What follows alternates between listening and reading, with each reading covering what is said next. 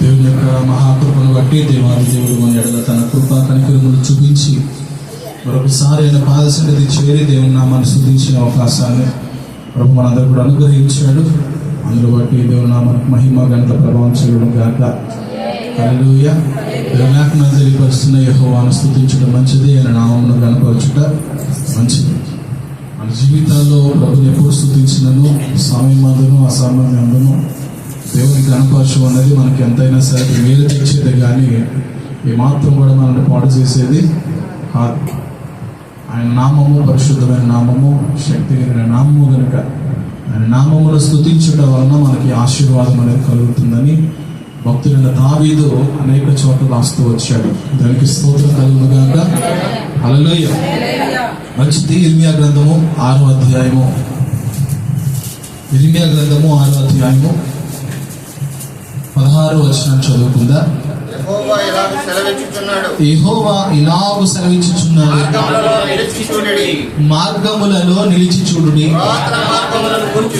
పురాతన మార్గములను గూర్చి విచారించుడి, మేలు కలుగు మార్గమేది అని అడిగి అందులో నడుచుకునుడి, అప్పుడు మీకు నెమ్మది కలుగును. అయితే వారు మేము అందులో నడుచుకోవడమని చెప్పుచున్నారు. చాలా ప్రార్థన చేస్తున్నా. పరిశుద్ధులైన తండ్రి, కృప కలిగిన దేవ, సర్వాధికారులైన యేసయ్యా నీకు స్తోత్రాలు నాయన. ఇంతవరకు కీర్తన ద్వారా మీ నామను మహిమపరచుకోవడానికి అవకాశం ఇచ్చారు. ఆరాధన అంతట్లో తోడుగా ఉన్నారు. ప్రార్థన విజ్ఞాపనలు మీ పాదసన చేర్చుకున్నారు. మీకు కృతజ్ఞతాస్తుతులు తండ్రి. వాక్యానికి వెళ్తుండగా మాకు సహాయం చేయండి. మానవ స్వరము, మానవుని ఆలోచన పూర్తిగా తొలగించి నీ యొక్క దైవికమైన స్వరము ఈ ఉదయకాల సమయంలో ఇక్కడ ఉన్నటువంటి మాకు ఏదైతే అవసరమైనదో అటు మాటల చేత మీరు దర్శించినట్టు ప్రార్థన చేస్తున్నారు. ప్రభా, మీ కృప మాకు తోడుగా ఉంచి బలపరిచి సహాయం చేయమని, మనతో మాట్లాడమని, మీరే మహిమ పొందమని నజరేయుడైన యేసుక్రీస్తు వారి పరిశుద్ధ నామమున ప్రార్థిస్తున్నాం తండ్రి. దేవునికి స్తోత్రం. హల్లెలూయా. దేవుడు ప్రార్థన కాలాల్లో అనేకమైన విషయాలు ప్రవక్తలు లేవనెత్తి తన ప్రజలతో దేవుడు మాట్లాడించడానికి గల కారణం ఏంటంటే, ప్రజలు బొత్తిగా దారి తొలగి జీవిస్తున్నట్లుగా లేఖనాలు తెలియపరుస్తున్నాయి. అంటే వారి సొంత ఉద్దేశాలు, సొంత తలంపులు, సొంత నడవడిక, వారి సొంత ఆలోచనల చేత వారి జీవితాన్ని నడిపిస్తూ దేవుడు అబ్రహాము సంతానము మీద ఉన్నటువంటి ఉద్దేశం అంతటినీ కూడా వారు పాడు చేస్తూ ఉన్నారు. వెలిగిస్తూ ఉంటారు. హల్లెలూయా. దేవుడు ఒక ఉద్దేశంతోనే ఇశ్రాయేలుని ఏర్పాటు చేసుకున్నాడు.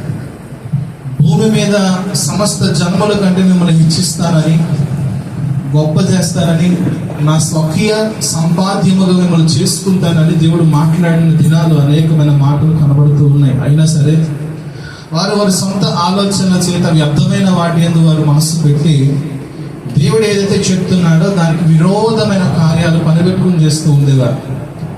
మన జీవితాల్లో కూడా దేవుడు తెలియపరిచిన విషయాల్లో, దేవుడు తెలియపరిచిన మాటలను మనం పెద్దగా చెవిని పెట్టడానికి ఇష్టపడం. ఏమైందిలే, దేవుడు ఏం చేస్తాడులే అనుకుని చాలాసార్లు మనం దేవుని వాక్యాన్ని చిన్న చూపు చూడడం జరుగుతూ ఉంటుంది. సహోదరులారా, దేవుడు దేవుని వాక్యాన్ని తన ప్రజలైనటువంటి మనకు ఎందుకు ఇచ్చాడు అని ఒకసారి పరిశీలన చేయగలిగితే, దేవుని రాజ్యములకు వెళ్ళడానికి ఇక్కడ మనం మన జీవితాలు సరి చేసుకోవాలి. దేవుని రాజ్యానికి వెళ్ళడానికి మనం ఇక్కడ సిద్ధపాటు కలిగిన వారమై ఉండాలి. దేవుని సంఘములోనే దేవుడు మనల్ని సిద్ధపరుస్తాడు. దేవునికి స్తోత్రం. హల్లెలూయా. ఎక్కడ సిద్ధపరుస్తాడు? విడిది కదా అంటారు, తెలుసండి. విడిది కదేనా? పెళ్లి కూతురు పెళ్లి కొడుకు సిద్ధపడేది ఎక్కడ? అక్కడ సిద్ధపడిన తర్వాత డైరెక్ట్ పెళ్లి 1 తీసుకెళ్తారు. లేదా అక్కడికి వెళ్ళి కూర్చోబెట్టి పంతులు ఎదురుగా మేకప్ చేస్తే ఎలా ఉంటుంది? నోటి వచ్చిన కూతురు తెచ్చేసి మొహం మీద మక్షం చేసేస్తారు. దేవుని సన్నిధిలో కూడా మనం దేవుని వాక్యం చేత ప్రతిదీ చెప్పుకునే వారంగా ఉండాలి. ఎస్తేరు ఎలాగైతే రాజు ఎదుట దయ పొందినటువంటి అలంకరణ కలిగి ఉందో, దేవుని ఎదుట నీవు నేను దయ పొందేటువంటి ఆత్మీయ అలంకరణ మనం పొందుకోవాలి. దేవునికి స్తోత్రం. హల్లెలూయా. అంటున్నాడు, దేవుని సెలవిస్తున్న మాట ఏంటంటే, మార్గములలో నిలిచి చూడండి, పురాతన మార్గములను గురించి విచారించండి, మేలు కలుగు మార్గమేది అని అడిగి అందులో నడుచుకోండి, అప్పుడు మీకు నెమ్మది కలుగుతుంది. వెలిగిస్తుంది. నెమ్మది కలిగినటువంటి జీవితాలు, సుఖశాంతము కలిగినటువంటి జీవితాలు కావాలని మనం ఆశపడుతూ ఉంటారు. అయితే మనం ఆశపడింది దొరకాలంటే మొదటిగా దేవుడు దాని కొరకు కొన్ని నియమాలు ఏర్పాటు చేశాడు. దేవుడు కొన్ని పద్ధతులు ఏర్పాటు చేశాడు. వెలిగిస్తుంది. ప్రతి పద్ధతిని కూడా మనం ఎప్పుడైతే దేవుని చిత్తములో, దేవుని వాక్యములో ఏదైతే రాయబడిందో దాని ప్రకారంగా నువ్వు నేను జీవించినప్పుడు ఖచ్చితముగా ఆ నెమ్మదిని మనం పొందుకోగలుగుతాము. మన జీవితాల్లో నెమ్మది లేదు, ఉందంటారా? మన జీవితాల్లో సమాధానం లేదు, ఉందంటారా? ఏదో ఒక రోజు సంతోషంగా ఉంటాం, అయితే కొన్ని దినాలు అయ్యేసరికి మరలా ఆ సంతోషం మన జీవితాల్లో కనబడదు. దానికి కారణం ఏంటి అంటే అది కేవలము దేవునికి మనం విరోధముగా జీవించడం వలనే. వెలిగిస్తుంది. ఇశ్రాయేల్ చరిత్ర మీరు చదవగలిగితే పాత నిబంధన కాలం అంతట్లో, పాత నిబంధన గ్రంథం అంతట్లో కూడా కేవలం ఇశ్రాయేలు జీవితాల గురించే రాయబడింది. దాన్ని ఎందుకు రాయించాడు? అంత మనకు అవసరం అంటే అవసరమే. అంతగా ప్రేమించి విడిపించి వారికి ఒక గొప్ప స్వాస్థ్యముని ఇచ్చిన తర్వాత కూడా వారు దేవుని విడిచిపెట్టి తిరిగినప్పుడు ఎలాగున వారు దేవునికి దూరం అవ్వితే వచ్చినటువంటి శాపాలు ఉన్నాయో అన్ని కూడా వారు గుర్తు చేసుకుంటూ మరలా వాటిని జ్ఞాపకం చేసుకుంటూ భక్తుల చేత దేవుడు రాయించాడు. ఇక్కడ అదే మాట చెప్తున్నాడు ఏంటంటే, పురాతన మార్గముల గురించి మీరు విచారించారు. దేవుడు మోషే దగ్గర 2 తరాలు ఉన్నాయండి. ఎన్ని తరాలు ఉన్నాయి? మొదటి తరం గతించిపోయింది. వాళ్ళు ఏదైతే వారి నోటితో మాట్లాడారో ఆ నోటి మాటను దేవుడు నెరవేర్చాడు. ఏమన్నారంటే, వాళ్ళు మమ్మల్ని అరణ్యంలో కోల్చడానికి, అరణ్యంలో చంపడానికి తీసుకొచ్చేవా అని మోషే మీద సనడం ప్రారంభించారు. ఏమడిగారండి? ఏమడిగారు? దేవుడు అందుకు తీసుకొచ్చాడా? ఏం చెప్పి తీసుకొచ్చాడు ఆయన? మీకు నేను అబ్రహాంకి, ఇస్సాక్కి, యాకోబుకి ఏదైతే వాగ్దానం చేశానో ఆ వాగ్దానం చేసిన దేశాన్ని మీకు ఇస్తారని నేను మమ్మల్ని తీసుకొస్తున్నా బయటకు అన్నాడు. అయితే వారు ఎలా సనిగారండి? మమ్మల్ని చంపడానికి తీసుకొచ్చేవా? ఎక్కడ పడితే అక్కడ. మాకు నీళ్ళు లేకుండా చంపేద్దాం అనుకున్నావా? ఆహారం లేకుండా చంపేద్దాం అనుకుంటున్నావా? ఈ ప్రజల మధ్యలో మమ్మల్ని చంపేద్దాం అనుకున్నా. ఈ మాటలో దేవుడికి చాలా కోపం వచ్చింది. చాలా అనుసుకున్నాడు దేవుడు అప్పటికి కూడా. మరొకసారి ఇశ్రాయేలు ప్రజలు వారి దగ్గరలో, కనాను దేశం దగ్గరలో ఉన్నప్పుడు దేవుడు వేగులు వారిని పంపించాడు. వారందరూ చూసి వచ్చిన తర్వాత కేవలము 2 మాత్రమే పాజిటివ్ గా మాట్లాడారు. వారు గొప్ప వాళ్ళే, ఉన్నత దేహులే, వారి ముందు మనం మిడతలు అంటే కానీ మన దేవుడు గొప్పవాడు కదా అని మాట్లాడితే మిగతా వాళ్ళందరూ కూడా విరోధంగా మాట్లాడి అక్కడికి తీసుకెళ్లి మమ్మల్ని చంపడానికి అనుకున్నాడు అని చెప్పి కొన్ని దినాల్లో వెళ్ళిపోయేవారండి. అక్కడ ఎన్ని దినాలు?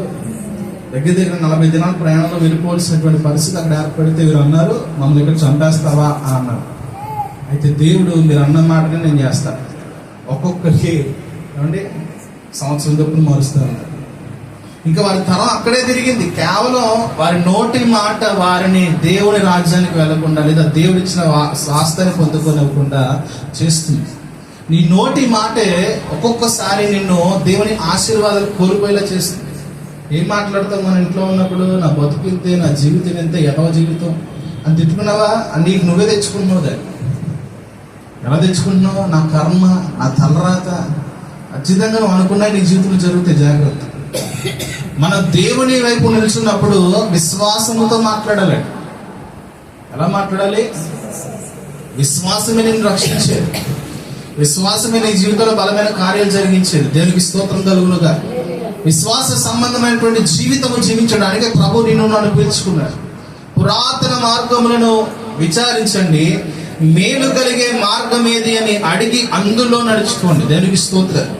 మేలు కలిగే మార్గము ఎవరిని అడుగుతావు? ఎవరి ద్వారా నువ్వు తెలుసుకోగలుగుతావు? ఏమంటే ఒక గుడ్డివాడు ఉన్నాడండి. ఎవరు? గుడ్డివాడు అలా నడుచుకుంటూ వచ్చి కొత్త ప్రాంతం. ఒక వ్యక్తి పక్కన నుంచున్నాడంట. ఏమంటే కొంచెం నన్ను రోడ్డు దాటించండి అన్నాడు. తీరా వాడేవాడు ఎందుకే? వాడు గుడ్డివాడు.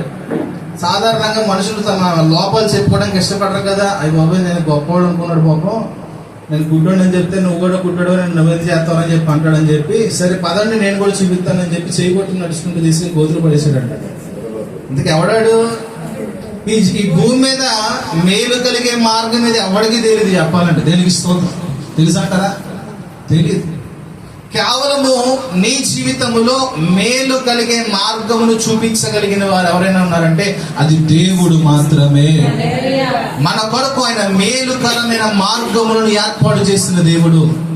మన కొరకు ఏ మార్గంలో వెళ్తే నీ జీవితము ఆశీర్వదించబడుతుందో, ఏ మార్గంలో వెళ్తే నీకు నెమ్మది కలుగుతుందో, ఏ మార్గంలో వెళ్తే నీ కుటుంబము దీవెనకరంగా మార్చబడుతుందో ప్రతిదీ దేవుడు ఏర్పాటు చేసి వచ్చాడు. దానికి స్తోత్రం. ఒక విషయం చెప్తాను, మనందరికీ ఒకే మార్గం ఉండదండి. పరలోక రాజ్యం ఒకే మార్గం, కానీ మనందరికీ ఒకే రకమైన దీవెన, ఒకే రకమైన జీవితం ఉండదు. ఇంట్లో నలుగురు అంటే నలుగురు జీవితం 4 రకాలుగా ఉంటాయి, అవునా కాదా? మరి నీవు వేరొక మార్గం చూసి ఇదిగో ఆ మార్గం బాగుంది కదా అని చెప్పి ఆ మార్గంలో వెళ్తే నీకు కుదరదు. రైమ్స్ లో ఒక మాట ఉంటుంది, లాలాజీ అని తెలుసా? లాలాజీ అని ఒక వ్యక్తి ఉన్నాడంట, పక్కింటానికి ఆవులు ఉన్నాయంట. ఈ లాలాజీ ఏమో ఫిష్లు అమ్ముకునేవాడు అంట. ఏమమ్ముకున్నాడు? Aquarium fish. పాపం మా లాలాజీ అంటే చక్కగా పాలు పెట్టుకుని పాలు అమ్ముకుని డబ్బులు సంపాదిస్తుంటే ఈ అక్వేరియం వాడికి చేపలు ఎక్కువగా వెళ్ళట్లేదని చెప్పి వాడు ఏం చేశాడు, వాడు కూడా ఒక ఆవును తెచ్చుకున్నాడు. మీ అందరికి తెలిసే ఉంటుంది, మరలా నా చేతులు చెప్పిస్తారు, తెలియదండి. ఇంటికి వెళ్ళి చూసుకోండి. లాలాజీ అని కొడితే వచ్చేస్తాడు వెంటనే. అంతే సార్ తీరా చూస్తే ఆవును కొనుక్కొచ్చాడు అంటాడు. ఇప్పుడు ఆవును కాయాలంటే దానికి తెలిసి ఉండాలి కదా. ఆవు పాలు పెతకాలన్నా నువ్వునే వెళ్ళిపోతుంది అంతనే దానికి వచ్చారు. చాలా ప్రయత్నం చేశాడు, కుదరలేదు పాపం. అంటే ఉన్నది కాస్త కూడా పోయింది. అప్పుడు బాధపడ్డట్టు తల్లి మళ్ళీ వెళ్ళి ఆవును అమ్మేసుకుని వచ్చి మళ్ళీ తన వ్యాపారం పాత మొదలు పెట్టుకున్నాడు. దేవునికి స్తోత్రం. మనం కూడా అంటారు పులిని చూసి నక్క పాత పెట్టుకున్నట్లు దేవుడు నీకు ఏ మార్గం ఏర్పాటు చేశాడో ఆ మార్గము మీద నీ గురి పెట్టుకో. అది నీకు తెలియదు, నాకు తెలియదు. ఎవరు తెలుస్తుంది? అది దేవునికి తెలుస్తుందండి. దేవునికి స్తోత్రం. అని అన్నాడు, నా దగ్గరకు వచ్చి విచారణ చేయండి. నేను తల్లి గర్భంలో నిర్మించాను, ఎందుకు తల్లి గర్భంలో నేను ఏర్పాటు చేశాను, నీ తల్లికి నీవెవరో తెలియనప్పుడే నేను నిన్ను ఎరిగినానని చెప్పిన దేవునికి మన భవిష్యత్తు గురించి తెలియదు అంటారా? భవిష్యత్తు కోసం ఎక్కడెక్కడ తిరుగుతాం మనం? ఎక్కడ తిరుగుతాం? చాలా చోట్ల తిరుగుతాం. కుదరదండి. దేవుని దగ్గర విచారించడం మానేసి నువ్వు ఏ మనుషుడి దగ్గరికి వెళ్ళినా గుడ్డోడి దగ్గరికి వెళ్ళి గుడ్డోడిని కొంత రావు చూపించాలన్నట్టే ఉంటుంది. దేవుని దగ్గర నువ్వు విచారణ చేయి, దేవుని దగ్గర అడుగు. దేవా, నా ఎడల మేలుకరమైన మార్గము నువ్వు ఏమి ఏర్పాటు చేసావు నాకు తెలియపరచు అని అడిగితే ఆయన ఖచ్చితంగా తెలియపరిచే దేవుడు అండి. వెలిగిస్తుంటారు. ఇశ్రాయేల్కి ఇదే మాట చెప్పేవాడు, కానీ ఇశ్రాయేల్ ప్రజలు ఏం చేశారంటే సోదిగారి దగ్గరికి వెళ్ళేవారు, సిగును గారి దగ్గరికి వెళ్ళారంటే. ఇలాగున్న వారి దేవుడు ఏదైతే చేయొద్దన్నాడు. ఆఖరి చూడండి, సౌలు జీవితంలో సౌలు ఒకానొకప్పుడు అంట దేవుని మీద ఆధారపడినప్పుడు ఆ శకునాలు చెప్పే వాళ్ళని, ఈ దీర్ఘ దర్శనాలు చెప్పే వాళ్ళందరినీ కూడా హతమార్చాడు. ఒక సమయం వచ్చింది, పడిపోయాడు, ఆత్మీయంగా దిగజారిపోయాడు, దేవుడు దూరం అయిపోయాడు. తిరిగి ఎక్కడికి వెళ్ళాల్సి వచ్చింది అడగడానికి? దేవుడికి హేయమైన కార్యం చేయడానికి పూనుకున్నాడని. సౌలు వచ్చి గద్దించాడు, నువ్వేం చేస్తున్నావు తెలుస్తుందని. కానీ సమయంలో వచ్చి గద్దించాడు అక్కడ. ఆ సమయంలో మన జీవితంలో మేలు కలిగే మార్గం ఏది అని చెప్పి దేవుని దగ్గర నువ్వు మోకరించి అడగగలిగితే, నీ జీవితంలో సుఖదాయకమైన జీవితం కావాలన్నా, నీ జీవితంలో నెమ్మదికరమైన జీవితం కావాలన్నా, నీ హృదయంలో సమాధానకరమైన పరిస్థితి కావాలన్నా నువ్వు అడగాల్సింది, నువ్వు మాట్లాడాల్సింది దేవునితోనే. ఇశ్రాయేలు ప్రజలు అడగనంత వరకు కూడా వారు చెరలో ఉండడం వారి జీవితం కనబడేది.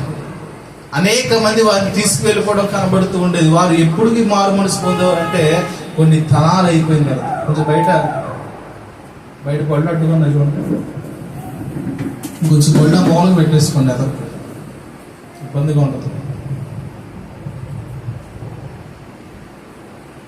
దానికి స్తోత్రం కలుగునగా. హల్లెలూయా. నువ్వు నెమ్మదికరమైన మేలుకరమైన జీవితం మనందరికి కావాలని కోరుకుంటావు, అవునండి.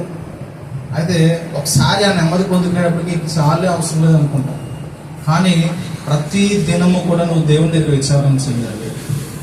ప్రతి దినము కూడా నువ్వు దేవుని దగ్గర నీకు మేలుకరమైన మార్గం ఏంటి అని చెప్పి దేవుని అడుగుతూ ఉండాల్సిందే. దేవునికి స్తోత్రం కలుగుగా. హల్లెలూయా. ఏమన్నాడు?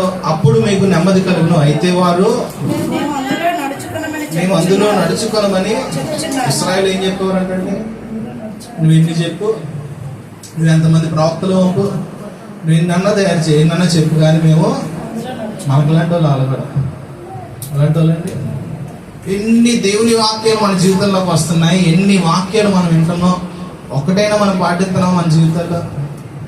అసలు విని విని విని విని చెవులు ఎంత అయిపోవడం మనం అవుతుంది ఏమన్నా? అసలు అది ఎలా ఉంటుందంటే మనం ఒకసారి ఎక్కడ చూపించుకోండి. డిఎన్టీ హాస్పిటల్స్ అని ఉంటుంది సరే, ఈ చెవిలో టార్చ్ లైట్ వేస్తే ఈ చెవిలోంచి బయటకు వచ్చేస్తుందని చూడండి ఒకసారి. అది కనెక్ట్ అయ్యి బ్రెయిన్లోకి వెళ్ళాలి. బ్రెయిన్లోకి వెళ్ళకుండా ఈ చెవిలో బయటకు వచ్చేస్తాయి అంటే వాక్యం లోపలికి వెళ్ళట్లేదని అర్థం. దేవుని వాక్యం నీ హృదయంలో వెళ్ళనంత వరకు కూడా నీ జీవితంలో కార్యాలు నువ్వు చూడలేవు. దేవుని వాక్యం అనుసరించి నువ్వు జీవించినంత వరకు కూడా నీ జీవితంలో కార్యాలు చూడవు. అనుకుంటా ఏదైనా సాధిస్తా, ఏదైనా చేయగలుగుతా, నాకు దేవుని వాక్యంతో సంబంధం అనుకుంటావా? నువ్వు ఎన్ని సంవత్సరాలైనా తలకిందులుగా తపస్సు చేసినా సరే నీ పనులు అవ్వవు. నేను శ్రమించట్లేదండి, వాక్యం చెప్తున్నాను. తెలుస్తున్నాను వాక్యం ఏదైతే చెబుతుందో అదే నేను చెప్పడానికి ప్రయత్నం చేస్తున్నాను. వాక్యము ప్రకారంగా జీవించినప్పుడు నీ స్థితి కొద్దిగా ఉన్నా సరే దాంట్లో దేవుని సమృద్ధికరమైన మార్గం నడిపిస్తాడు. అయితే మనము ఆ కొద్ది దాంట్లో కూడా మనం అనుకునేది ఏంటంటే దేవుడు మొదటగా నన్ను గొప్ప చేయమని తర్వాత చూస్తాను. ఏమంటాం? నన్ను గొప్ప చేస్తే ఆ తర్వాత నేను దేవుణ్ణి నమ్ముతాను. విశ్వాసం ఏంటి? చూసి నమ్మాలి, చూడకుండా నమ్మాలి. అలా ఏం చేస్తాం? నీ ఎదురుగా కళ్ళెదురుగా కనబడాలా. కొన్ని నిజంగా చేశాడు అనుకో, ఏమన్నా మార్పు ఉంటుందా మనలో? మనది ఎలాంటి బ్రతుకంటే ఎలా ఉంటుంది అంట, ఒక జీవితం ఉంటుంది అంటే దాన్ని చాలా కష్టపడి తిన్నంగా పెడతారంట. మరలా ఏమవుద్ది? ఇదే మనుషుల జీవితాలు ఒకరిద్దరే కాదండి, మనుషుల జీవితాలన్నీ కూడా అలాంటివే. దేవుడు చూసి చూసి పడి పడి కేవలం కృపతో మన మీద ఆయన తన కన్ను దృష్టి నిలుపుతున్నాడు. దేవునికి స్తోత్రం కలుగునుగా. హల్లెలూయా. 7వ అధ్యాయం ఇర్మియా గ్రంథం 23వ వచనం చదవండి.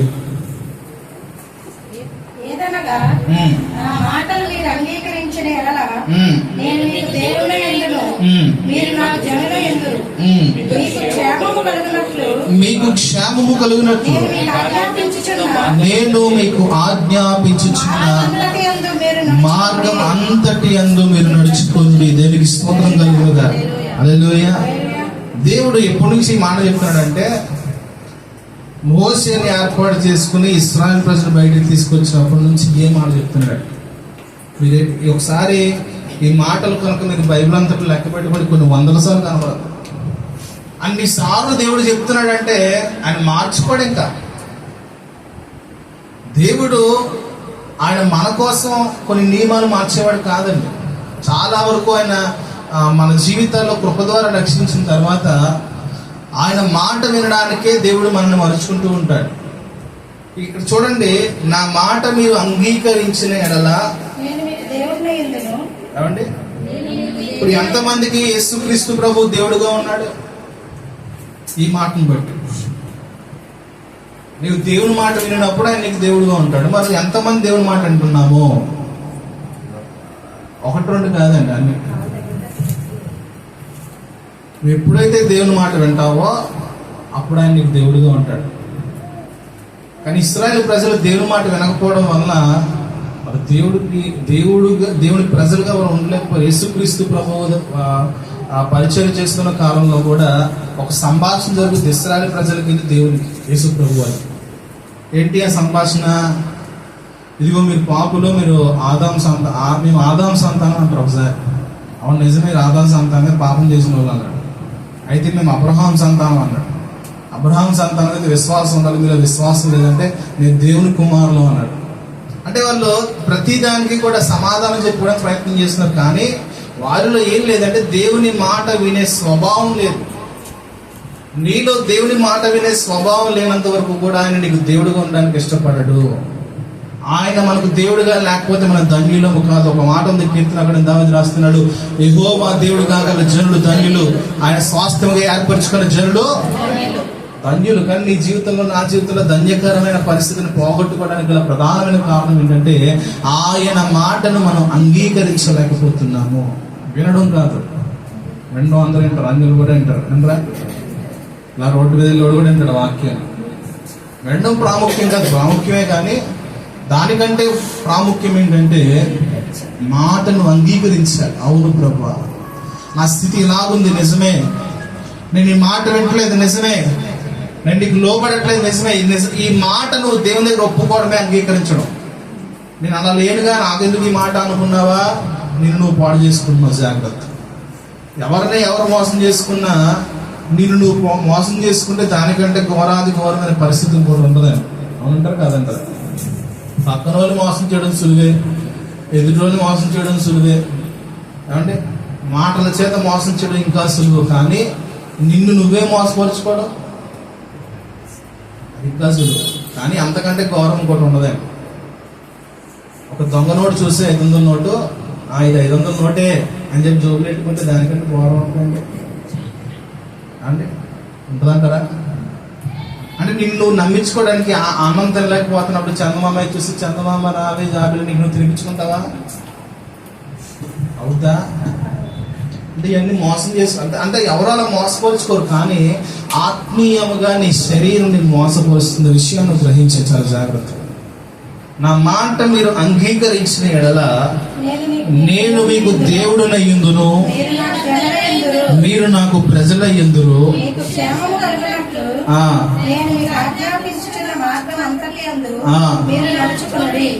మీకు క్షేమము కలుగునట్లు నేను మీకు ఆజ్ఞాపించుచున్న మార్గము అంతటి యందు. అంతటి యందు అంటే అర్థం తెలుసండి? కొంతటి యందా? దేవుడు ఏదైతే మాట్లాడుతున్నాడో, ఏదైతే తెలియపరుస్తున్నాడో, దేవుని ఆజ్ఞలు ఏవైతే ఉన్నాయో, దేవుడు నీ జీవితంలో ఏది సరి చేసుకోమని మాట్లాడుతున్నాడో అది నువ్వు ఖచ్చితంగా చేయాల్సిందే. నువ్వు అవసరం లేదు, పర్వాలేదు అని అనుకుంటూ జీవించి దేవుని మందిరానికి వచ్చినా నువ్వు రావడం వల్ల నీకు ప్రయోజనం ఉండదు. నీ పెట్రోల్ వేస్ట్, నీ టైం వేస్ట్. చెప్పాలంటే మనం విశ్వసించడం వేస్ట్. మన వల్ల దేవుని నామానికి అవమానం తప్ప మరి ఏమి ఉండదండి. దేవుడు ఒక గొప్ప ఉద్దేశంతో పెంచుకున్నాడు, గొప్ప ప్రణాళికని మీద వేసుకున్నాడు. ఏమంటే సౌలుని దేవుడు గొప్ప ఉద్దేశంతో పిలుచుకుని ఇశ్రాయేలుకు రాజుగా చేస్తే ఒక్క విషయంలో సౌలు తప్పిపోవడం వల్ల ఎక్కడికి వెళ్ళిపోయాడు? ఏమంటే దావీదైతే దేవుని మాట వినడం వలన తన తరాలన్నీ కూడా రాజ్య పరిపాలన చేశారు. అసలు సౌలు కుటుంబం రాజ్య పరిపాలన చేయాల్సిన పరిస్థితి, కానీ చేయగలిగారా? నాశనానికి వెళ్ళిపోయారు. ఎందుకో తెలుసా? వారు దేవుని మాటను వినక వారి సొంత నిర్ణయాలు, సొంత తలంపులు, సొంత ఆలోచనలు వారు చేస్తున్నారు. మరొక విషయం నేను చెప్పగలుగుతా, సౌలు ప్రతి విషయంలో దేవుణ్ణి అడిగి చేసిన వాడు కాదు. అయితే దావీదు మాత్రం దేవుని మందిరములో ఎల్లప్పుడూ ప్రార్థిస్తూ దేవుని దగ్గర అడిగినటువంటి గొప్ప వ్యక్తిగా కనబడుతున్నాడు. దేవునికి స్తోత్రం. హల్లెలూయా. దేవుని దగ్గర అడిగిన వాడి జీవితానికి, అడిగిన వారి తరాలకు, అడగని వారి తరాలకి చాలా తేడా ఉందండి. దావీదు ప్రతి విషయంలో, యుద్ధం చేసే విషయంలో కూడా, ప్రభువా నేను వారిని తరమని అడిగితే నిశ్చయంగా నువ్వు తరువు వారిని నీకు అప్పగిస్తానన్నాడు. దేవునికి స్తోత్రం. మన జీవితంలో దేవుని దగ్గర విచారించే అనుభవం మనకు రావాలి. మన సొంత నిర్ణయాలు, మన ఊహ నచ్చినట్లు, మన హృదయాలకు నచ్చినట్లు, మనకి ఆ సమయంలో ఇన్స్టెంట్ గా రసనాలా కలిపేసే మాటలు ఏదైతే ఉన్నాయో అవి ఉపయోగించడం వల్ల ఏం ప్రయోజనం ఉండదు. దేవుడు చిన్న ప్రార్థనలు చేసుకోవాలి. ప్రభువా నాకు ఏ మార్గంలో వెళ్ళాలో నాకు నేర్పించాను, నాకు చూపించాను. తెలియని పరిస్థితుల్లో నేను నిలిచినాను, ఏ త్రోవలు వెళ్ళాలో నాకు తెలియట్లేదు. ఇలాగ నువ్వు అడిగి చూడు, ఖచ్చితంగా నీ మార్గములు ప్రభు సరళం చేయడం ప్రారంభిస్తాడు. హల్లెలూయా. మన సొంత ఉద్దేశం ఎప్పుడు వాడకూడదండి. క్రైస్తవంలోకి వచ్చాడు అన్యుల వల్ల మనం ప్రవర్తించడానికి వీల్లేదు. ఏదైనా సరే దేవుని దగ్గర విచారించి చేయడమే మనకు ఆశీర్వాదము. మరొక మాట, సామెతల గ్రంథం 3వ అధ్యాయము 5 నుంచి 7 వరకు చదువుదాం. సామెతల గ్రంథం 3వ అధ్యాయము 5 నుంచి 7. మీ స్వబుద్ధిని ఆధారము చేసుకొనక మీ పూర్ణ హృదయముతో యెహోవా యందు నమ్మిక ఉంచుము. నీ ప్రవర్తన అంతటి యందు ఆయన అధికారమును ఒప్పుకొనుము. అప్పుడు ఆయన నీ త్రోవలు సరళము చేయును. ఏమనుకోకూడదమ్మా? ఏమనుకోకూడదు? మీలో చాలా మంది జ్ఞానులు ఉన్నారా? బుద్ధి లేదా జ్ఞానం లేదంటే ఊరుకుంటారా మీరు? సో మీకు జ్ఞానం ఉందా, బుద్ధి ఉందా? ఉందా లేదా? కానీ దేవుని దగ్గర ఏమనుకోకూడదు తెలుసా? జ్ఞాని, నాకు అన్నీ తెలుసు, నాకు బాగా తెలుసు, పూలు ఏం చేసుకున్నాను అనకూడదు అంటాడు. నేను జ్ఞానిని కాదా నువ్వు అనుకోవద్దు. యెహోవా యందు భయభక్తులు కలిగి చెడుతనమును విడిచిపెట్టుము. అప్పుడు నీ దేహానికి ఆరోగ్యము, నీ ఎముకలకు సత్తువయు కలుగును. దానికి స్తోత్రం కలుగునుగా. హల్లెలూయా, హల్లెలూయా. ఇక్కడ చెప్తున్న మాటలు ఏంటంటే, ఏం చేయాలంట? మన స్వబుద్ధిని, స్వబుద్ధి అంటే ఏంటంటే అర్థం అండి, సొంత నిర్ణయాలు ఆత్మీయ జీవితంలో స్వబుద్ధిని ఆధారం చేసుకుని మనం ముందుకు నడవకూడదు. ఎప్పుడు కూడా ఏదైనా సరే నీ జీవితంలో దేవుని దగ్గర విచారించి చేయడమే ఆశీర్వాదం. ఏది దేవుని దగ్గర విచారించకుండా ఏది చేసినా సరేనండి, అది కొన్నిసార్లు మనకు నష్టం కలిగిస్తూ ఉంటుంది. నీ స్వబుద్ధిని ఆధారం చేసుకొనక నీ పూర్ణ హృదయంతో దేవుని మీద నమ్మకం ఉంచాలి. దేవుని మీద నమ్మకం ఎలా ఉండాలి మనకి? దేవుడు ఖచ్చితంగా నాకు మేలు చేస్తాడు, దేవుడు ఖచ్చితంగా నా కొరకు చక్కని త్రోవలు ఏర్పాటు చేస్తాడు, దేవుడు ఖచ్చితంగా నా ఎడల తన కనికరం చూపిస్తాడు, ఆయన ఉద్దేశాలు చాలా గొప్పవి, ఆయన మార్గములు చాలా గొప్పవి అని అనుకుంటే ఖచ్చితంగా ఆ నమ్మకమును బట్టి నీ జీవితంలో కార్యాలు జరుగుతాయి. దానికి స్తోత్రం. నమ్మకం అనేది చాలా గొప్పదండి. నమ్మిక మాత్రం ఉంచుమన్నాడు యేసు ప్రభువారు. అదొకటే ఉండదు మన దగ్గర, అన్నీ ఉంటాయి. అయితే నీ జీవితంలో యేసయ్య మీద నువ్వు నమ్మకం ఉంచి, అది మార్గం కష్టతరంగా ఉన్నా లేదా నీకు కొంచెం ఇబ్బందికరంగా కనబడినా సరే, ఆయన త్రోవ అయితే మాత్రం ఖచ్చితంగా ఆయన నమ్మకించి ముందుకు వెళ్ళిపోవచ్చు. దానికి స్తోత్రం కలుగునుగా. తర్వాత నీ ప్రవర్తన అంతటి యందు ఆయన అధికారమునకు ఒప్పుకొనుము, అప్పుడు ఆయన నీ త్రోవలను సరళం చేస్తాడు. దానికి స్తోత్రం కలుగునుగా. హల్లెలూయా. నీ ప్రవర్తన అంతటిని కూడా ఆయన అధికారానికి ఇచ్చి దేవునికి అప్పగించు. అంటే నీవు నీ అధికారంలో ఉండకూడదు. ఇంకా నీవు నీ ఆ మైండ్తో లేదా నీ కంట్రోల్లో నడవడానికి వీలు లేదు. ఎవరి కంట్రోల్లోకి వెళ్ళిపోవాలి? దేవుని కంట్రోల్లోకి వెళ్ళిపోవాలి. దేవుని స్తోత్రం. ఎప్పుడైతే దేవుని ఆధీనంలోనికి నువ్వు వెళ్ళిపోతావో, ఎప్పుడైతే దేవుని యొక్క ఆలోచనలోకి నువ్వు వెళ్ళి, ప్రభువా నీ ఉద్దేశంలో నేను నడిపిస్తాను, నీ ఆలోచన ప్రకారం నన్ను నడిపించండి అని చెప్పి మనం ఇస్తామో, నీ ప్రవర్తన అంతటి యందు ఆయన అధికారానికి అప్పగించుకోగలిగితే అప్పుడు ఆయన నీ త్రోవలన్నింటినీ కూడా సరళం చేస్తాడు. దానికి స్తోత్రం. సరళం అంటే అర్థం ఏంటండి? సరళం అంటే వైట్. సరళం అంటే అర్థం ఏంటి? ఇప్పుడు ఇది ఇరుకు మార్గం ఏమండి? సరళం అంటే ఇరుకు లేకుండా మనకి చక్కని త్రోవ అన్నమాట. ఇశ్రాయేలు ప్రజలు ఐగుప్తు నుంచి బయటికి రాగానే ఒకటి అడ్డొచ్చింది. ఏమంటొచ్చిందండి? ఎన్ని చెంబులతో తోడితే ఎర్ర సముద్రం ఖాళీ అవుద్ది.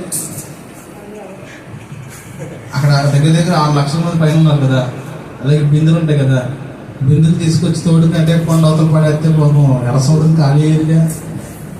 అవుతుంటారా కదా? సముద్రాన్ని కూడా ఖాళీ చేయలేదు. యోగ గ్రంథంలో కొన్ని మాటలు ఉన్నాయి. వర్షాలు పడతాయి, నదులు నిండుతాయి, నదులన్నీ సముద్రంలో కలుస్తాయి, కానీ సముద్రం ఎంత కూడా పెరగదండి. అదే దేవుడికి గొప్ప ఆశ్చర్యం. అవునా కదా? ఇప్పుడు వర్షాలన్నీ పడితే నదులన్నీ నిండుతాయి, ఊర్ల మీదకి వచ్చేస్తాయా? ఇవన్నీ ఎక్కడికి వెళ్తాయి? ఇప్పుడు సముద్రం పెరగాలిగా. ఆలోచించేది పెరిగిందా? ఎందుకు పెరగలేదు? దేవుడు దానికి సరిహద్దులు ఏర్పాటు చేశాడు. దానికి స్తోత్రం కలుగునుగా. ఎర్ర సముద్రమును వారికి అడ్డుగా రావడానికి దేవుడు అనుమతించాడు. ఎందుకంటే ఆ మార్గంలో దేవుడు ఎటు నడిపిస్తే వారు వెళ్ళారండి. ఇశ్రాయేలు ప్రజలు నడవడానికి ప్రధానమైన కారణం ఏంటంటే, పగలు మేఘస్తంభము, రాత్రి అగ్నిస్తంభం వారి తోడుగా ఉండి దేవుడు ఎటు నడిపిస్తే ఆ మార్గంలో వెళ్ళాలి. అది ఎక్కడ ఆగితే అక్కడ వారు గుడారాలు వేసుకుని కూర్చోవాలి. అది ఎప్పుడు ముందుకు వెళ్తే మరలా వారు గుడారాలు ఎప్పుడు ముందుకు బయలుదేరాలి. ఇది అక్కడ జరిగిన పరిస్థితి. ఈ ఎర్ర సముద్రం ఎదురయ్యేటప్పటికి వారికి ఏమొచ్చిందంటే కోపం వచ్చింది. ఏంటి, ఎర్ర సముద్రంలో మమ్మల్ని చంపడానికి దేవుడు తీసుకొచ్చాడా? మేము ఐగుప్తులో ప్రాణాలతో ఉండేవాళ్ళం కదా అని సాడం మొరపెట్టాడు. మోషే మొరపెట్టాడు. దేవుడు మోషేతో మాట్లాడాడు. ఎర్ర సముద్రం వైపు నీ కర్ర చాపు అని చెప్పాడు. ఆ ఎర్ర సముద్రం 2 పాయలుగా చేశాడు. దేవునికి స్తోత్రం. ఇదంతా తెలుసు మనకి. కానీ అక్కడ గొప్ప విషయం ఏంటంటే ఆరిన నేలగా దేవుడు మార్చాడు. నీకు బురద మట్టి మీద బాగా నడుస్తావా లేదా ఆరిన నేల మీద బాగా నడుస్తావా? ఏమండి, అదే ఆండోళ్ళు అంటే ఒకవేళ బురద నేల ఉందనుకోండి, ఈ బురదలో మమ్మల్ని తీసుకొచ్చాడు, ఐగుప్తులో బాగుందని ఎవరు అవునా? ఐగుప్తులు పని చేసిన పని అంటే తెలుసు. అందుకే బురద తొక్కేవారండి. ఎందుకు తొక్కేవారు? అవునా కాదా? ఇటుకలు తయారు ఏం చేయాలి? పొద్దున సాయం దాకా మట్టి తొక్కుతా ఉంటే ఇటుకలు బయటకు వస్తాను. అందులోంచి ఇటుకలు రావండి. ఆ మట్టిని వారు తయారు చేస్తారు. దేవుడు దాన్ని ఆరిన నేలగా చేసి వారి కొరకు సరళం చేసిన మార్గం అది. దేవునికి స్తోత్రం. నీ జీవితంలో ఎర్ర సముద్రం వంటి కష్టతరమైన పరిస్థితులు రావని చెప్పడానికి లేదు. అయితే వచ్చే ఎందుకంటే దేవుని శక్తి నీ జీవితంలో తెలియబడడానికి, దేవుని కార్యాలు ఎంత గొప్పవో నీకు తెలియబడడానికే ఎర్ర సముద్రం వంటి ఆటంకాలు నీ జీవితం కలుగుతూ ఉంటాయి. కానీ నీ జీవితంలో ఎర్ర సముద్రం వంటి ఆటంకాలు రాగానే నువ్వు ఇశ్రాయేలు వలె సనుగుతున్నావా లేదా మోషే వలె మొరపెడుతున్నావా? ఏం చేస్తున్నారు మీరైతే? ఎర్ర సముద్రం అంత రాక్కర్లేదు మనకి. అంటే ఈ వీధిలో నుంచి ఆ వీధిలోకి వెళ్ళడానికి ఒక అడుగు కాలవడ్డు ఉంటుంది. తెలుసా తెలీదా? ఒక అడుగు కాలవడ్డు వస్తుంది కదా, దానికి కూడా సరిగా రకమ్మా. మరి ఇంకెప్పుడు నువ్వు దేవుని కార్యాలు చూడగలుగుతావు? దేవునికి ఇష్టం లేని పని అంటే తెలుసా? కొన్ని ఉన్నాయి, చాలా తక్కువ, ఎక్కువేం కాదు. అందులో సాగడం అంటే దేవుడికి చాలా ఇష్టం లేదు. మరి ఎక్కువగా నువ్వు సరుగుతున్నట్లయితే అసలు నీలో విశ్వాసం లేదు అనడానికి అదే రుజువు. దేవుని మీద నువ్వు నమ్మకం ఉంచలేకపోతున్నావు అంటే నీ సనుగుడే దానికి కారణం. విశ్వాసపు అడుగులను వేసుకుంటూ ముందుకు వెళ్ళాలి. దానికి స్తోత్రం. యెహోవా యందు నమ్మిక ఉంచుము, అప్పుడు నీ త్రోవలు సరళం చేయను. నేను జ్ఞాని కదా అని అనుకోవద్దు. భయభక్తులు కలిగి చెడుతనంను విడిచిపెట్టాలి. దేవునికి స్తోత్రం. మనుషుల్లో అనేక రకాల చెడుతనం ఉంటాయండి. మనుషుల్లో చెడుతనం లేదు అనడానికి లేదు. 1 యోహాను పత్రికలో నేను పాపం చెయ్యట్లేదు, పాపం చెయ్యను నన్ను చూడండి అన్నావు అంటే నువ్వు అబద్ధికుడు అంట. మనిషి ఖచ్చితంగా తన జీవితకాలంలో ఏదో ఒక చెడుతనము తన మీద ఏలుబాటు చేస్తూ ఉంటుంది. అయితే ఆ చెడుతనాన్ని మనం ఏం చేయాలి తెలుసా? విడిచిపెట్టాలి. మనకు తెలుసు దాని గురించి. నువ్వు ఎప్పుడైతే దేవునందు భయభక్తులు కలిగి ఉండడం ప్రారంభిస్తావో నీలో ఉన్న చెడుతనాన్ని నువ్వే విడిచిపెడతావు. నీలో చెడుతనాన్ని నువ్వు నడిపించుకుంటున్నావు అంటే నువ్వు దేవుని యందు భయభక్తులు కలిగి లేవు. ఇప్పుడు పోలీసోడు ఉన్నాడండి ఎదురుగా. ఇక్కడ ఆ పోలీసోడు సరిగ్గా ఉద్యోగం ఉన్నా లేకపోయినా కేవలం ఆ డ్రెస్ వేసుకుని నుంచుంటే ఇక్కడ ఉన్న వాళ్ళ పరిస్థితి ఎలా ఉంటుంది? ఏమండి, నార్మల్గా వెళ్ళిపోతారా లేకపోతే కొంచెం జాగ్రత్తగా వెళ్తారా? అండి, చాలా మంది పోలీసు వాడి నుంచి ఉంటే చాలా బళ్ళు ఆపేస్తారు. ఎప్పుడైనా ఎందుకు ఆపేస్తారు బళ్ళు? అక్కడ నుంచున్న విధానం లేదు, అక్కడ ఉన్న కారణం వేరైనా సరే నా బండి పట్టేసుకుంటారేమో, నా దగ్గర లైసెన్స్ లేదు, సీబుక్ లేదు, ఇన్సూరెన్స్ లేదు, హెల్మెట్ లేదు, పొల్యూషన్ లేదు, ఇవన్నీ లేవు కాబట్టి నేను పట్టేసుకుంటే అక్కడే బ్రేక్ వేస్తారు. అంటే భయం ఉందా లేదా?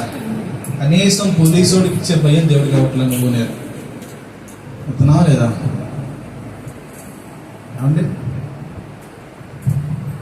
అంటే పోలీసుడు ఎప్పుడైనా ఒక్కొక్క ప్రాంతాల్లో పెడతారు. మన దేవుడు నిత్యం మనం చూస్తున్నాడనే విషయం మనం తెలియట్లా. తెలుసు కానీ మర్చిపోతున్నాం. దేవుడు చూస్తాడో చూడటా? నువ్వు ఎప్పుడు అడుగుతావు? ఎందుకంటే ఒక కీర్తన చదివాం మనం, నువ్వు పడుకున్నావో ప్రభు అని ప్రార్థన చేసి కోలా కుమార్. అసలు ఎక్కడ వాక్యంలో ఆయన కునుకడు నిద్రపోవడం వాక్యాలు కనబడుతుంది. కోలా కుమార్లో అక్కడ ఉన్న పరిస్థితిని బట్టి ప్రభువును నిద్రపోతున్నావు అని ప్రార్థన చేశాడు. అంటే నువ్వు నీ కష్టం వచ్చినప్పుడు ఏమడుగుతావు దేవుణ్ణి? నువ్వు పడుకుంటున్నావా? మరి చేయొద్దన్న పనులు చేస్తున్నప్పుడు ఆయన పడుకుని ఉన్నాడు. అప్పుడు నువ్వు ఆయన పట్టించుకోలేదు కాబట్టి నీ కష్టతరమైన పరిస్థితులు నువ్వు పట్టించుకోవట్లేదు. చాలా సింపుల్ లాజిక్స్ ఉన్నాయండి వాక్యంలో.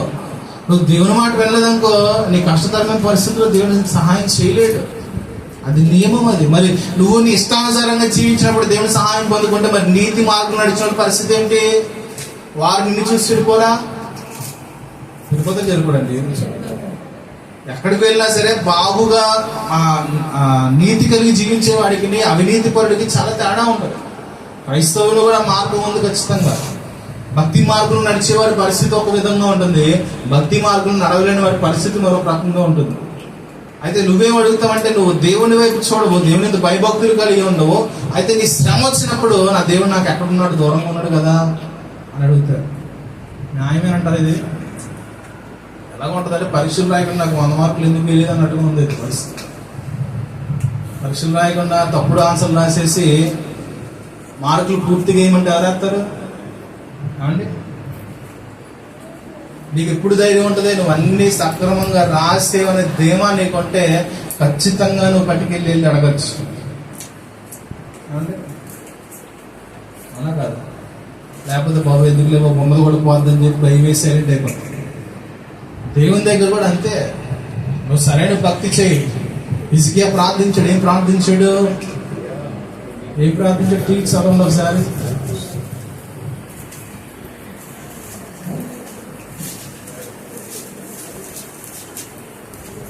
యెషయా గ్రంథంలో కనబడితే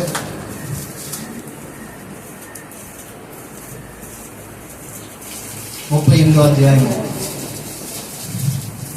యెషయా గ్రంథం 38వ అధ్యాయము. ఆ దినములలో హిజ్కియాకు మరణకరమైన రోగం కలుగగా ప్రవక్తయు ఆమోజు కుమారుడైన యెషయా అతని యొద్దకు వచ్చి, నీవు మరణమవుతున్నావు, బ్రతుకవు గనుక నీవు నీ ఇల్లు చక్కబెట్టుకుని యెహోవా సెలవిచ్చి ఉన్నాడని చెప్పగా, అతడు తన ముఖమును గోడ తట్టు త్రిప్పుకొని, యెహోవా యథార్థ హృదయుడనై సత్యముతో నీ సన్నిధిని నేను ఎలాగ నడుచుకుంటునో, నీ దృష్టికి అనుకూలముగా సమస్తమును ఎట్లు జరిగించుతునో కృపతో జ్ఞాపకము చేసుకోమని హిజ్కియా కన్నీళ్లు విడుచుచు యెహోవాకు ప్రార్థింపగా, యెహోవా వాక్కు యెషయాకు ప్రత్యక్షమై ఇలాగ సెలవిచ్చును, నీవు తిరిగి హిజ్కియా యొద్దకు పోయి అతనితో ఇలాగనుము, నీ పితరుడైన దావీదునకు దేవుడు యెహోవా నీకు సెలవిచ్చినదేమనగా, నీవు కన్నీళ్లు విడిచుట చూచితిని, నీ ప్రార్థన అంగీకరించి ఉన్నాను. దేనికి స్తోత్రం కలుగునుగా. హల్లెలూయా. హిజ్కియా కన్నీళ్లు, హిజ్కియా ప్రార్థన దేవుడు అంగీకరించడానికి గల కారణము, హిజ్కియా ఒకానొక దినాల్లో మంచి భక్తి జీవితము కలిగినటువంటి భక్తుడు. నీకు ఆ ధైర్యం ఉండాలి. ఒకనొక సమయంలో నువ్వు పడిపోయినా, ఒకనొక సమయంలో సరైనటువంటి పరిస్థితి నీ కుటుంబంలో కానీ నీలో కానీ లేకపోయినా, ప్రభువా ఒకనొక దినాల్లో నేను ఎలా భక్తి చేశానో చూపించు, ఒకసారి గుర్తు చేసుకో అని చెప్పేదాన్ని నీకు ఉండాలి.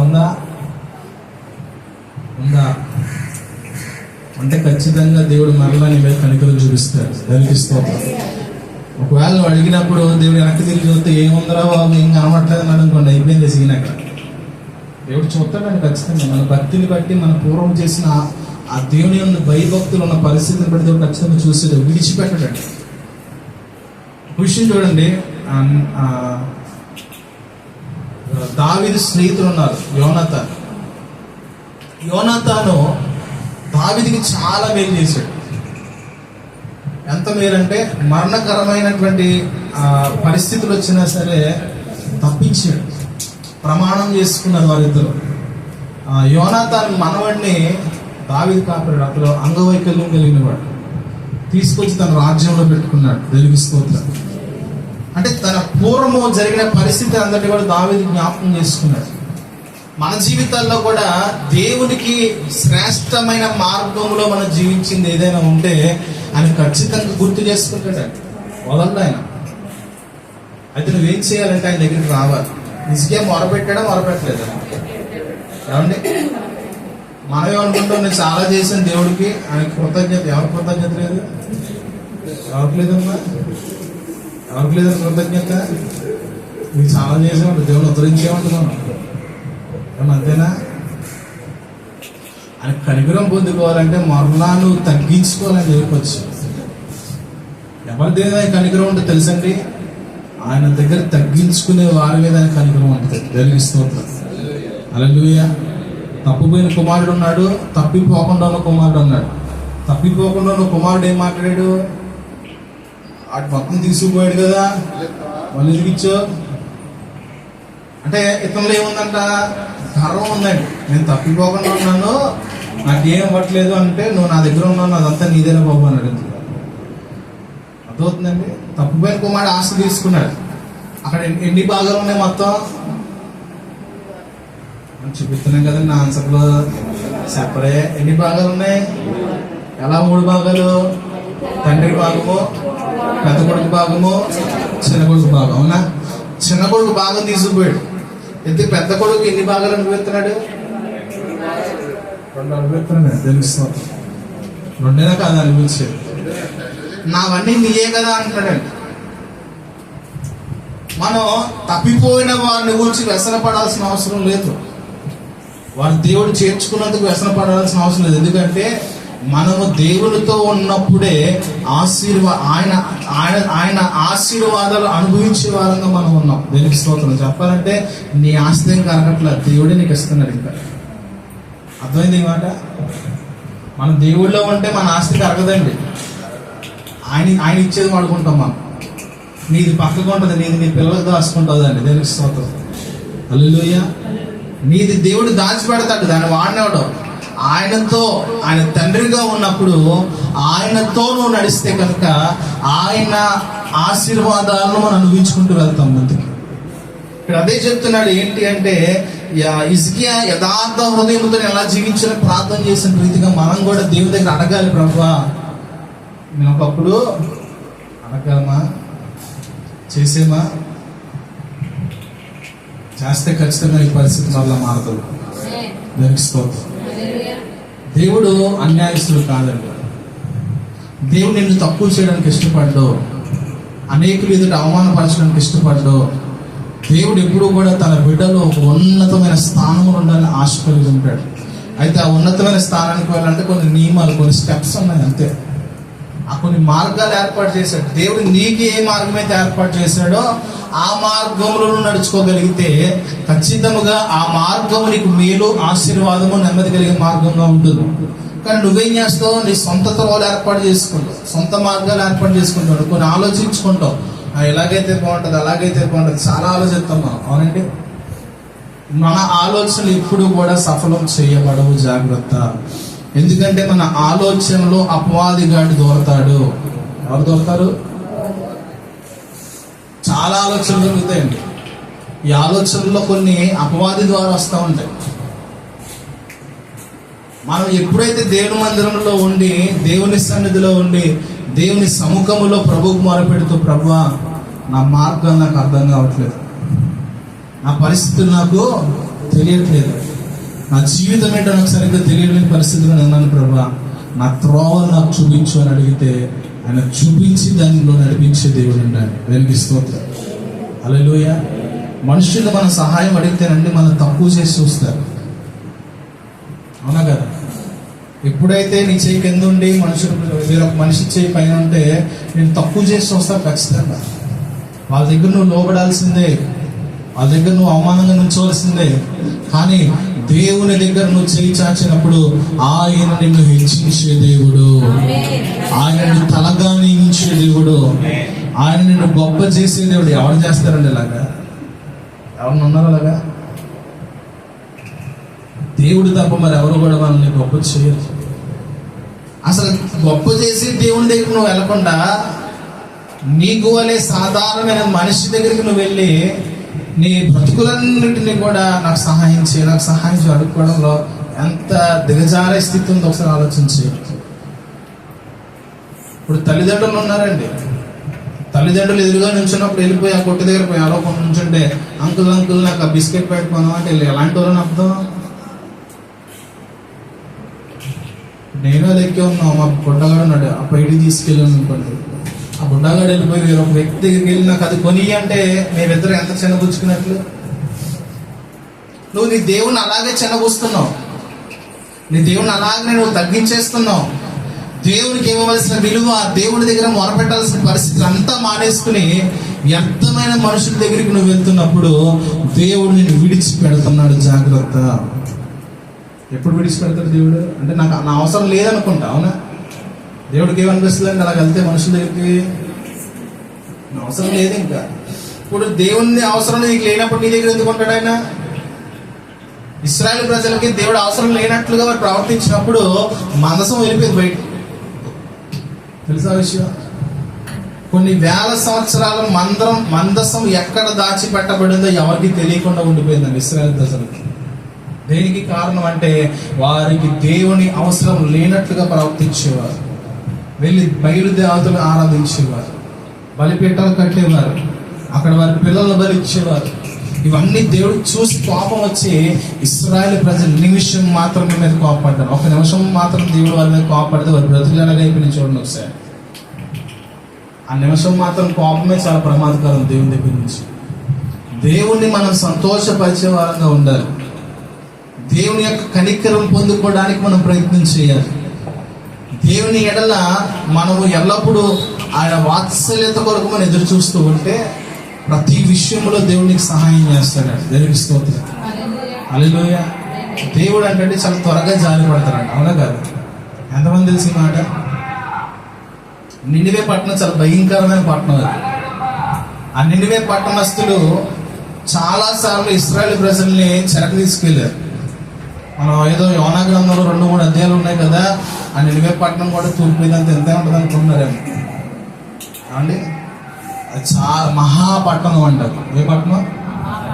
వాడ వెళ్ళేది అంటే అది పెద్ద పట్టణం ఉండాలి, చిన్న పట్టణం ఉండాలి. నినివే పట్టణంకి వాడ వెళ్తుందంటే ఏ వాడ? పడవ కాదు, చెరువులో తిరిగే పడవ కాదు, వాడ వెళ్తుంది. వాళ్ళు ఎక్కడెక్కడికి వెళ్తాయి రండి? విశాఖపట్నం, కాకినాడ, ఇవన్నీ పెద్ద పట్టణాలే కదా. ఇప్పుడు నినివే పట్టణం పెద్దదా చిన్నదా? పెద్దది. ఆ నినివే పట్టణాన్ని రక్షించడానికి దేవుడు అక్కడికి వెళ్ళి దేవుని వాక్యాన్ని చెప్పమన్నాడు. దేవునికి స్తోత్రం కలుగునుగా. వారందరూ కూడా మారు మనసు పొంది వారందరూ పాపమును గుర్తెరిగి హోలీ పట్ట కట్టుకుని ప్రార్థన చేస్తే దేవుడు వెంటనే తన హృదయాన్ని మార్చుకున్నాడు. దేవునికి స్తోత్రం. హల్లెలూయా. దేవుడు నీ ఎడల హృదయాన్ని మార్చుకోవాలంటే నువ్వు చేయాల్సిందల్లా నువ్వు తగ్గించుకోవడమే. నిన్ను నువ్వు తగ్గించుకుని దేవుని సన్నిధిలో మొరపెట్టడానికి నీ జీవితాన్ని మరలా ఆయన దగ్గర అప్పగించగలిగితే మరలా నీ మునపటి స్థితిని ప్రభు బాగు చేయగలిగిన వాడు, మరలా నీ స్థితిగతులను ప్రభు మార్చగలిగిన వాడు. ఆయనకు అసాధ్యమైంది ఏది లేదు. దేనికి స్తోత్రం కలుగునుగా. హల్లెలూయా. నీలో ఆశీర్వాదాలు, అనుభవాలు కావాలంటే మొదటిగా నువ్వు చేయాల్సింది ఏంటంటే నా దగ్గరికి వచ్చి ఒప్పుకోవాలి. ఏం చేయాలి? మనం ఒప్పుకోవాలి, కప్పుకుంటాం. ఏం చేస్తాం? ఇప్పుడు ఎక్కడైనా ఒక చోట పేరబడింది అనుకోండి, అది అక్కడి నుంచి తీసేయాలా, దాని మీద మట్టి కప్పేయాలా? చాలా మంది ఏం చేస్తారు? ఏమవుతుంది? మట్టి వేస్తే తెలియక నడిచేస్తామండి. మట్టే కదా అని నడిస్తే ఏమనుకుంటుంది? చిన్న తప్పే కదా అని చెప్పి నువ్వు అనుకున్నది నీకు అంటుకుపోతుంది. జాగ్రత్త. చిన్న తప్పే కదా, చిన్న విషయమే కదా, ఈ మాత్రం దానికే దేవుడు నన్ను విడిచిపెట్టేస్తాడా, ఈ మాత్రం దానికే దేవుడు నాకు దూరం అయిపోతాడు అనుకుంటే అవుతాడమ్మ. జాగ్రత్త. దేవుడికి దూరం అవడానికి ప్రధానమైన కారణం నువ్వే. నీ జీవితంలో దేవుడు రాకపోవడానికి, నీ జీవితంలో దేవుని సహాయం రాకపోవడానికి కారణమో నువ్వే. ఎవరి మీద నెట్టడానికి వీల్లేదు.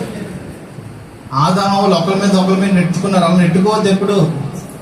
ఆదామేమన్నాడు? నువ్వు ఇచ్చిన స్త్రీ ఏం చేసిందా? ఈ స్త్రీ ఏమో ఆ పాము చేసింది, ఆ పాము ఏం మాట్లాడలేకపోయింది. అలా వాళ్ళ మీద సాడి చెప్పుకోవడం మానేసి నీలో ఉన్న తప్పిదములను దేవుని సన్నిధికి వచ్చి మొరపెట్టి ఒప్పుకో. ప్రభువా, ఈ తప్పిదములు నేను జీవించడం చేత నా కుటుంబం ఆశీర్వదించబడట్లేదేమో, ఈ పొరపాట్లు నాలో ఉండడం వల్ల నేను హెచ్చించబడలేకపోతున్నాను, నా పరిస్థితులు మారట్లేదు, ఎన్ని సంవత్సరాలు నేను అలాగే జీవిస్తుంది, కారణం నేనేమో ప్రభువా దయతో క్షమించు అని చెప్పి నువ్వు దేవుని సన్నిధిలో మొరపెట్టగలిగితేనండి దేవుడు త్రోవలు మార్చగలిగిన వాడు. దేవునికి స్తోత్రం కలుగునుగాక. అలా అడగగలవా నువ్వు? నామోషం ఉందా నీకు? ఇంకా నామోషం ఉంటే ఇంకెవడేం చేయాలి? నీకు బతుకుని ఇంకెవడో బాగు చేయాలి. దేవుడే చేయకపోతే ఇంకెవడ చేస్తాడు? దేవుడే మన జీవితాలు బాగు చేయకపోతే ఇంకెవరైనా చేస్తారండి? కుటుంబాలు దేవుడు తప్ప ఇంకెవరు కట్టలేరండి. నీకు ఉద్యోగాలు రావాలన్నా, నీ వ్యాపారాలు బాగుండాలన్నా, నీ చదువులు బాగుండాలన్నా ఏ మనుషుడు చేయలేడు. కేవలం మేము ప్రార్థన మాత్రమే చేయగలుగుతాం. నీ పరిస్థితులు మారాలంటే నువ్వు మారాలి. మాత్రం ఏం మారాలి? నువ్వు మారి ప్రభు ఎదుట నువ్వు తగ్గించుకొని క్షమాపణ అడిగి మార్చుకోగలిగితే ఖచ్చితంగా దేవుని యొక్క కృపను పొందుకోగలుగుతావు. దేవునికి స్తోత్రం. దేవుని మార్గములు ఏమై ఉన్నావు మనం పరిశీలన చేసినప్పుడు ఎటువంటి ఆశీర్వాదకరమైనటువంటి మార్గాలు ప్రభు మనకి ఇస్తారు. ఒక 5 విషయాలు చిన్నయ్యే, మీరు కంగారు పడతాము అనుకుని ఒక 5 నిమిషాలు ముగించేస్తాం. 11 కాకతాం ఏమండి. దేవునికి స్తోత్రం. యెషయా గ్రంథము 58వ అధ్యాయం 11వ వచనం చదువుదాం. యెహోవా నిన్ను నిత్యము నడిపించును, క్షామకాలమున ఆయన నిన్ను తృప్తిపరచి నీ ఎముకలను బలపరచును. నీవు నీరు కట్టిన తోట వలెను ఎప్పుడునూ ఉబుకుచుండు, నీటి ఓట వలె ఉండేదవు. దేవునికి స్తోత్రం కలుగునుగా. నువ్వు ఆయన దగ్గర మార్గములు అడిగి ఆ త్రోవలను నడిచినప్పుడు నీ జీవితం ఎలా ఉంటుందంటే ఆయన నిన్ను నిత్యము నడిపిస్తాడు. ఏం చేస్తాడు? కానీ దేవుడి సహాయం నీకు ఒక రోజు కావాలా, లేక రోజు కావాలా? ఎప్పుడు దాకా కావాలి? 2024 వస్తే చాలా, అది ఏప్రిల్ నెల ఒకటి చాలా. మనం మరణించే వరకు కావాల్సిందే. నువ్వు ఎప్పుడైతే ఆయన త్రోవల్లో నడవడానికి ఇష్టపడతావో ఆయన నిత్యము నిన్ను నడిపిస్తాడు. ఎలా నడిపిస్తాడట? క్షామకాలమున ఆయన నిన్ను తృప్తిపరుస్తాడు. క్షామకాలం అంటే అర్థం తెలుసా? లేమికరమైన పరిస్థితి. ఆ సమయాల్లో కూడా నిన్ను తృప్తిపరుస్తాడు. సారేపతి విధవరాల జీవితం మీకు తెలుసా? సారేపతి విధవరాల పరిస్థితి ఎలా ఉందంటే ఈవినింగ్కి ఆమె కుమారుడు చనిపోవాలి. ఎందుకంటే ఇంకా ఆహారం వారి ఇంట్లో లేదు. ఆ బొడ్డులో కొంచెం నూనె, ఆ కుండలో కొంచెం పిండి ఉంది. ఆ ఇద్దరికి అప్పుడు వస్తుంది, అంతే చెరుగోడు వస్తుంది మహా అయితే. దేవుడు అప్పుడు దాకా ఏలియన్ పోషించి పలానా సారేపత నువ్వు విధవరాల దగ్గరికి వెళ్ళని చెప్పాడు. అక్కడికి వెళ్ళాడు, మంచిగా అడిగింది, ఇచ్చింది. వెంటనే నువ్వు ఏం చేస్తున్నావమ్మా అంటే ఇదిగో ఇలా పరిస్థితి, నేను తినేసి చచ్చిపోదాం అనుకున్నావు అంటే మీరు చచ్చిపోతే కానీ నాకు తినేది నాకు ఇచ్చింది అన్నారు. ఎలాగ ఉంటుంది వాటికి?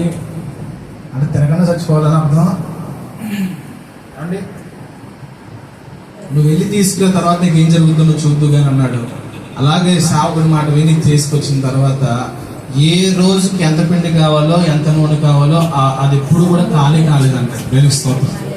అలాగని బస్తాలు ఎంత అక్కడ స్టోర్ రూమ్లోకి రాలా, అండ్ టిల్లు నూనె డబ్బాలు రాలా. ఆ రోజుకి అప్పుడు చేసుకున్నప్పుడు ఎంత కావాలో అంత దేవుడు ఇచ్చాడు. దేవునికి స్తోత్రం. క్షామకాలమున ఆయన నిన్ను తృప్తిపరుస్తాడు, నీ ఎముకలను బలపరుస్తాడు. నీరు కట్టిన తోట వలె నువ్వు ఎప్పుడు కూడా ఉబ్బుగొచ్చుండి నీటి ఓట వలె ఉంటావు. నీటి ఓటలు ఎప్పుడైనా చూసారా మీరు? ఎప్పుడైనా చూస్తే చేయొస్తున్నాను. ఎలా ఉంటాయి ఏమండి? నీటి ఓట ఎప్పుడు పారవండి, అక్కడే ఉంటుంది. నువ్వు తాగే కొద్దీ అందులో ఓట వస్తూ ఉంటుంది, మళ్ళీ అక్కడ తాగు. అవునా? కాలువలు వేరు, ఓట వేరు. ఓట అలా తవ్విన తర్వాత గొయ్యి పెడితే అందులో ఓట వస్తుంది. అది ఒక రేంజ్ వరకు వచ్చి ఆగిపోతుంది. అంతెందుకు ఓట అంటే కొన్ని బావిని చూడండి. బావి మనం తవ్విన తర్వాత ఎప్పుడు కూడా అక్కడికే నువ్వు ఎన్ని నీళ్ళుది ఆ గీతానికి వస్తుంది. వర్షం వచ్చినప్పుడు పైకి నిండిపోద్దేమో కానీ ఆ బావిలో నీళ్లు ఎంత తోడినా, మోటార్ పెట్టి తోడినా ఆ లెవెల్ దాటదు. అది నీటి ఓట అంటే. దేవునికి స్తోత్రం. నీ జీవితం ఎలా ఉంటుందంటే అలాంటి నీటి ఓటగా దేవుడు మారుస్తాడు. ఎప్పుడు ఆయన నిత్యము నీతో ఉంటే. దేవునికి స్తోత్రం. మనం ఏం చేస్తామంటే ఆదివారం ఒక రోజు ఉండి ప్రభు అంటాం, ఫోన్లే కదా అని ఉంటాడు. ఇంటికి వెళ్ళినప్పుడు సోమవారం నుంచి పరిస్థితులు మారిపోతాయి. ఉంటాడా? ఏసీని మెడటికి వేడికింటూ ఎవరు ఉన్నారండి ఇక్కడ? ఏసీని ఎలా పెడతారంట? మాకే సరిపోతాడు, నువ్వు వచ్చి దూరం పెట్టి అంటారంట. ఆయన ఉండాలండి మన ఇంట్లో. అలా మన అన్ని చిన్న చిన్న గదులు మనకే చాలు. ఒకళ్ళు వెళ్తుంటే ఇంకోళ్ళు పక్క నుంచి పక్కకి వెళ్ళిపోవాలి. మన ఇల్లు అలాగా ఉంటాయి. మరి ఏసీకి ఎంత ఇస్తారండి చోటు? ఎంత దావిది గారు? ఈ దావిది గారు కొంచెం పెద్దగా ఉండదు, చోటు ఉండరాదు. మన ఇరికిల్లు అంటే ఆంటీ గారు విశాల మార్గం వాళ్ళది పెద్ద ఇల్లే, ఇంకా మీది ఇరికిల్లేగా. ఇప్పుడు కాబట్టి కొంచెం మంది చుట్టాలు ఎవరన్నా వచ్చారంటే ఇరికిల్లు అయిపోతుంది. దేవిస్తాం దేవుడు ఇరుకులో విశాలత కలిగింపు చేసేవాడు. నీ పరిస్థితులు ఎలాగున్నా సరే యేసయ్యను ఉంచుకోవడానికి ప్రయత్నించి, యేసయ్య నీ గృహంలో ఉన్నప్పుడే నీ జీవితంలో నెమ్మది. యేసయ్య నీతో నడిచినప్పుడే నీ కుటుంబంలో ఆశీర్వాదాలు రుచి చూడగలుగుతావు. దానికి స్తోత్రం కలుగునుగా. హల్లెలూయా. ఆయన అండి మన ఇంట్లో ఉండడానికి ఆశపడతాడండి. ఆయన యేసయ్య అంట ఆశ కలిగి ఉంటాడంట. నా బిడ్డలు నన్ను చేర్చుకుంటారేమో, నా బిడ్డల గృహాలు నేను ఉందాం అనుకుంటున్నాను. వారి నీ పరిస్థితి నీకు ఇలా ఉండడం నీకు ఇష్టమేమో, కానీ దేవునికి ఇష్టం కాదు. తెలుసా విషయం? ఇప్పుడు బిడ్డల కుటుంబం ఆ పరిస్థితి బాగోపోతే తల్లిదండ్రులు ఎంత బాధపడతారో, వారి కంటే ఎక్కువగా యేసయ్య బాధపడతారు. మన కుటుంబం బాగోపోతే, మనం సరిగ్గా లేకపోతే యేసయ్య మొదటిగా బాధపడతారండి. మనం అనుకుంటూ ఏంటి ఇలాగ ఉంది, తర్వాత చిత్తం దేవుని చిత్తం ఉంటుందిలే. ఏమంటావు? దేవుని చిత్తం ఉంటుందిలే అని చెప్పి అప్పుడు దాకా నాశనంలోకి వెళ్తావా? దేవుని చిత్తం ఉంది కాబట్టి మనం రక్షించబడ్డాం కదా. ఆయన చిత్తంలో నడవడానికి మనం ఏర్పాటు చేసుకోవాలి, మనం సమకూర్చుకోవాలి. దేనికి స్తోత్రం. నిన్ను కూర్చి ఆయన చింతిస్తున్నాడనే విషయాన్ని మనం జాగ్రత్తగా గమనించగలిగితే మన దేవుని మనం బాధ పెట్టడానికి ఏమాత్రం కూడా ఇష్టపడమండి. దేవుని సంతోషపరిచే వాళ్ళగా ఉండాలి. ఆయన నీ గృహంలో, మన గృహంలో నివాసం ఉండడానికి ఇష్టం కలిగి ఉన్నాడు. ఆయన నీ గృహంలో ఉంటే ఏమవుద్ది? లాజరు యొక్క సహోదరు అడిగింది, నువ్వు ఇక్కడ ఉంటే బాగుండేది. ఏముంది అందలేదా? యేసయ్య వెళ్ళిన గృహాలు ఏమైనా ఒకసారి చెప్పండి ఎవరైనా. యేసయ్య ఏ గృహాల్లోకి వెళ్తే వాళ్ళ జీవితాలు ఏం జరిగినాయి? మేలు జరిగిందా, కీడు జరిగిందా? ఏమండి? ఒక వ్యక్తి యేసు ప్రభు దగ్గరికి వచ్చి అడిగాడు, ఆ కుమార్తె చనిపోయిందని, నేను వస్తానన్నాడు. వెళ్ళాడా? ఇంకో చోట చనిపోయిన స్త్రీ, ఆ కుమార్తె చనిపోలేదు, నిద్రిస్తుంది, మీ అందరూ బయటికి పోవడం ఉందని. వెళ్ళిన తర్వాత కుమార్తెను లేపాడు దేవుడు. అవునండి. ఆయన ఇంట్లో ఒక కప్పు తెరిచి పైనుంచి పక్షవాయుగానం అని చెప్పారు. ఏమైంది? యేసయ్య ఉన్న ప్రాంతానికి ఏ మనుషుడు వచ్చినా తన బ్రతుకు మారిపోతుంది. మొదటిగా యేసయ్య నీ జీవితంలో నువ్వు రానివ్వడానికి అవకాశం ఉంది. యేసయ్య నీ గృహంలో ఉండడానికి ఆయనకు అవకాశం ఉంది. మనం ఏదో నామకార్థంగా భక్తి చేసి వెళ్ళిపోతే ఆయన రాడండి. ఆయన నీ హృదయంలో లేదా నీ ఇంట్లో ఉండాలని ఆశ కలిగి ఉన్నప్పుడు వాడిని చేర్చుకునేటువంటి మనసు నీలో రావాలి. దేనికి స్తోత్రం కలుగుతుంది. హల్లెలూయా. జక్కయ్యని ఏమన్నాడు యేసు ప్రభు వారు? అసలు జక్కయ్య ఇంటికి వెళ్ళడానికి ఎవరు ఇష్టపడరు, జక్కయ్యతో మాట్లాడడానికి ఎవరు ఇష్టపడరు, అసలు జక్కయ్య అంటేనే ఎవరు ఇష్టపడరు. అలాంటిది యేసు ప్రభు వారు పిలిచిన వెంటనే ఏమన్నాడు తెలుసా? జక్కయ్య కిందకి దిగిరా, ఇంటికి వస్తాను. దేనికి స్తోత్రం. వస్తాడా రాడా? మనలో పాపి అని జక్కయ్య కంటే పాపలు ఉన్నారు ఏంటి అండి? ఉన్నా సరే ఆయన ఇంటికి రావాలని ఆశపడుతున్నాడు. దేనికి స్తోత్రం. ఆయన నిత్యము నిన్ను నడిపించడానికి ఆశ కలిగి ఉన్నప్పుడు నీ త్రోవలు ఆయనకు అప్పగించుకోగలిగితే, నీ జీవితాన్ని, నీ కుటుంబాన్ని ప్రభువుకు అప్పగించుకోగలిగితే ఖచ్చితంగా నిత్యము నడిపించి సమృద్ధి కలిగినటువంటి ఆశీర్వాదకరమైన మార్గంలో ప్రభు నడిపిస్తాడు. రెండో మాట చూసుకుని 107వ కీర్తన 6-7 వచనాలు. 107వ కీర్తన 6-7 వచనాలు.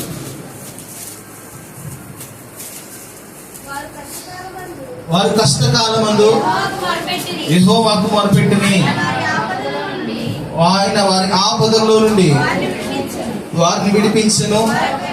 వారి నివాసపురము చేరినట్లు చక్కని త్రోవను ఆయన వారిని నడిపించెను. దేనికి స్తోత్రం కలుగునుగా. హల్లెలూయా. దేవుని దగ్గర వారు మొరపెట్టినప్పుడు అంటే ఆయన ఆపదల్లో నుండి విడిపించాడు అంట. దేనికి స్తోత్రం. నువ్వు మొరపెడుతున్నావా లేదా? మనం మొరపెట్టడం కంటే కృంగిపోతాం ఎక్కువ. మనలో మనం నలిగిపోతాం, మనలో మనం ఏడిచేస్తాం, మనసు మార్చి తిండి మానేస్తాం. మంచిగా మానేస్తాం, అన్ని మానేసి మొత్తం గ్యాస్ స్టవ్ తెచ్చేసుకుంటాం. ఆఖరికి ఏమన్నా తేడా ఉంటుందా? ఎప్పుడైనా సరే మీరు తిండి మానకండి, ఉపవాసం ఉన్నప్పుడు తప్ప. ఎప్పుడు మానకూడదు? మీకు ఎప్పుడైనా గొడవ అయింది అనుకోండి, ఫస్ట్ తినేయండి. ఏం చేయాలమ్మా? నేను ఫస్ట్ అదే చేస్తాను, తినేసి పెట్టేస్తాను. తిన్నప్పుడు అవతల వాళ్ళు అనుకుంటారు ఉపవాసం వచ్చేసి నేను తినకపోయినా పర్లేదా, ఎంత జరిగినా తింటావా అనుకుంటున్నా. దాది గారు అడుగుతారు అనుకుంటాను, నవ్వుతున్నారు. తినేస్తారు మీరు కూడా? అయిపోయి ఉన్నాడు అర్థం అంటే తెలుస్తాను. అబరంగా తింటారు అలాగా? మొగోళ్ళు అందరూ సూపర్. ప్రకాష్ గారు తింటారా? ఆపేస్తారా మీరు? తింటారా? మనందరితో ఒకటే బ్యాచ్. ఎవరు మానేస్తారు అయితే? కూర్చోలు మీరు. ఈసారి మీరేం చేస్తారు తెలుసా? మీరు తినేస్తారంటే మీరు సూపర్ అండి, సూపర్ అండి. మీ మా బ్యాచ్ మీరు. మా బ్యాచ్ చాలా మంది ఉన్నారు ఇక్కడ. అయితే అలిగి తిండి మానకండి. ఇప్పుడు ఉపవాసం ఉండి మానండి. దానిపై అలిగి తిండి మానడం వల్ల ఏ ప్రయోజనం? మరొక విషయం చెప్తే, మీరు తిండి మానేస్తే మా హృదయాలు అసలు మారతాయా? ఏం చేయాలి? తినేసేయాలి. ముందు తినేసి కాంప్రమైజ్ అయిపోవాలంటే. సమాధాన పరిచి వారి ధన్యులు, నేను దేవుని కుమారులు, దేవుని స్తోత్రం. కానీ దానిలో మనం ఎవరో అందుకే సమాధానం పడిపోయి తినేస్తాం మేము ముందు. తర్వాత ఏం చేస్తాం? మీ ఆశపడేదే మేము తిరిగిచ్చాలి ఉంటుందా? అదే చేస్తారా? సిగ్గుపడుతున్నారు ఇటు ఆయన పెద్దల్లు గారు.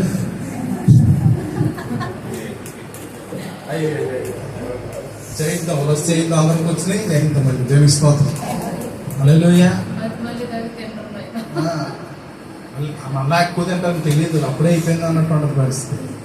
ఇక్కడేం చెప్తాడు? కష్టకాలం మంది యెహోవాకు మొరపెట్టిరి, దేవుని దగ్గర నువ్వు మొరపెట్టాలి. ఎవరి దగ్గర? దేవుని దగ్గర మొరపెట్టు. ఎందుకంటే ఆయన తప్ప నీ ప్రార్థన ఆలకించడానికి కానీ, ఆయన తప్ప నీ గోడు వినడానికి కానీ ఎవరు ఇష్టం ఉండదు.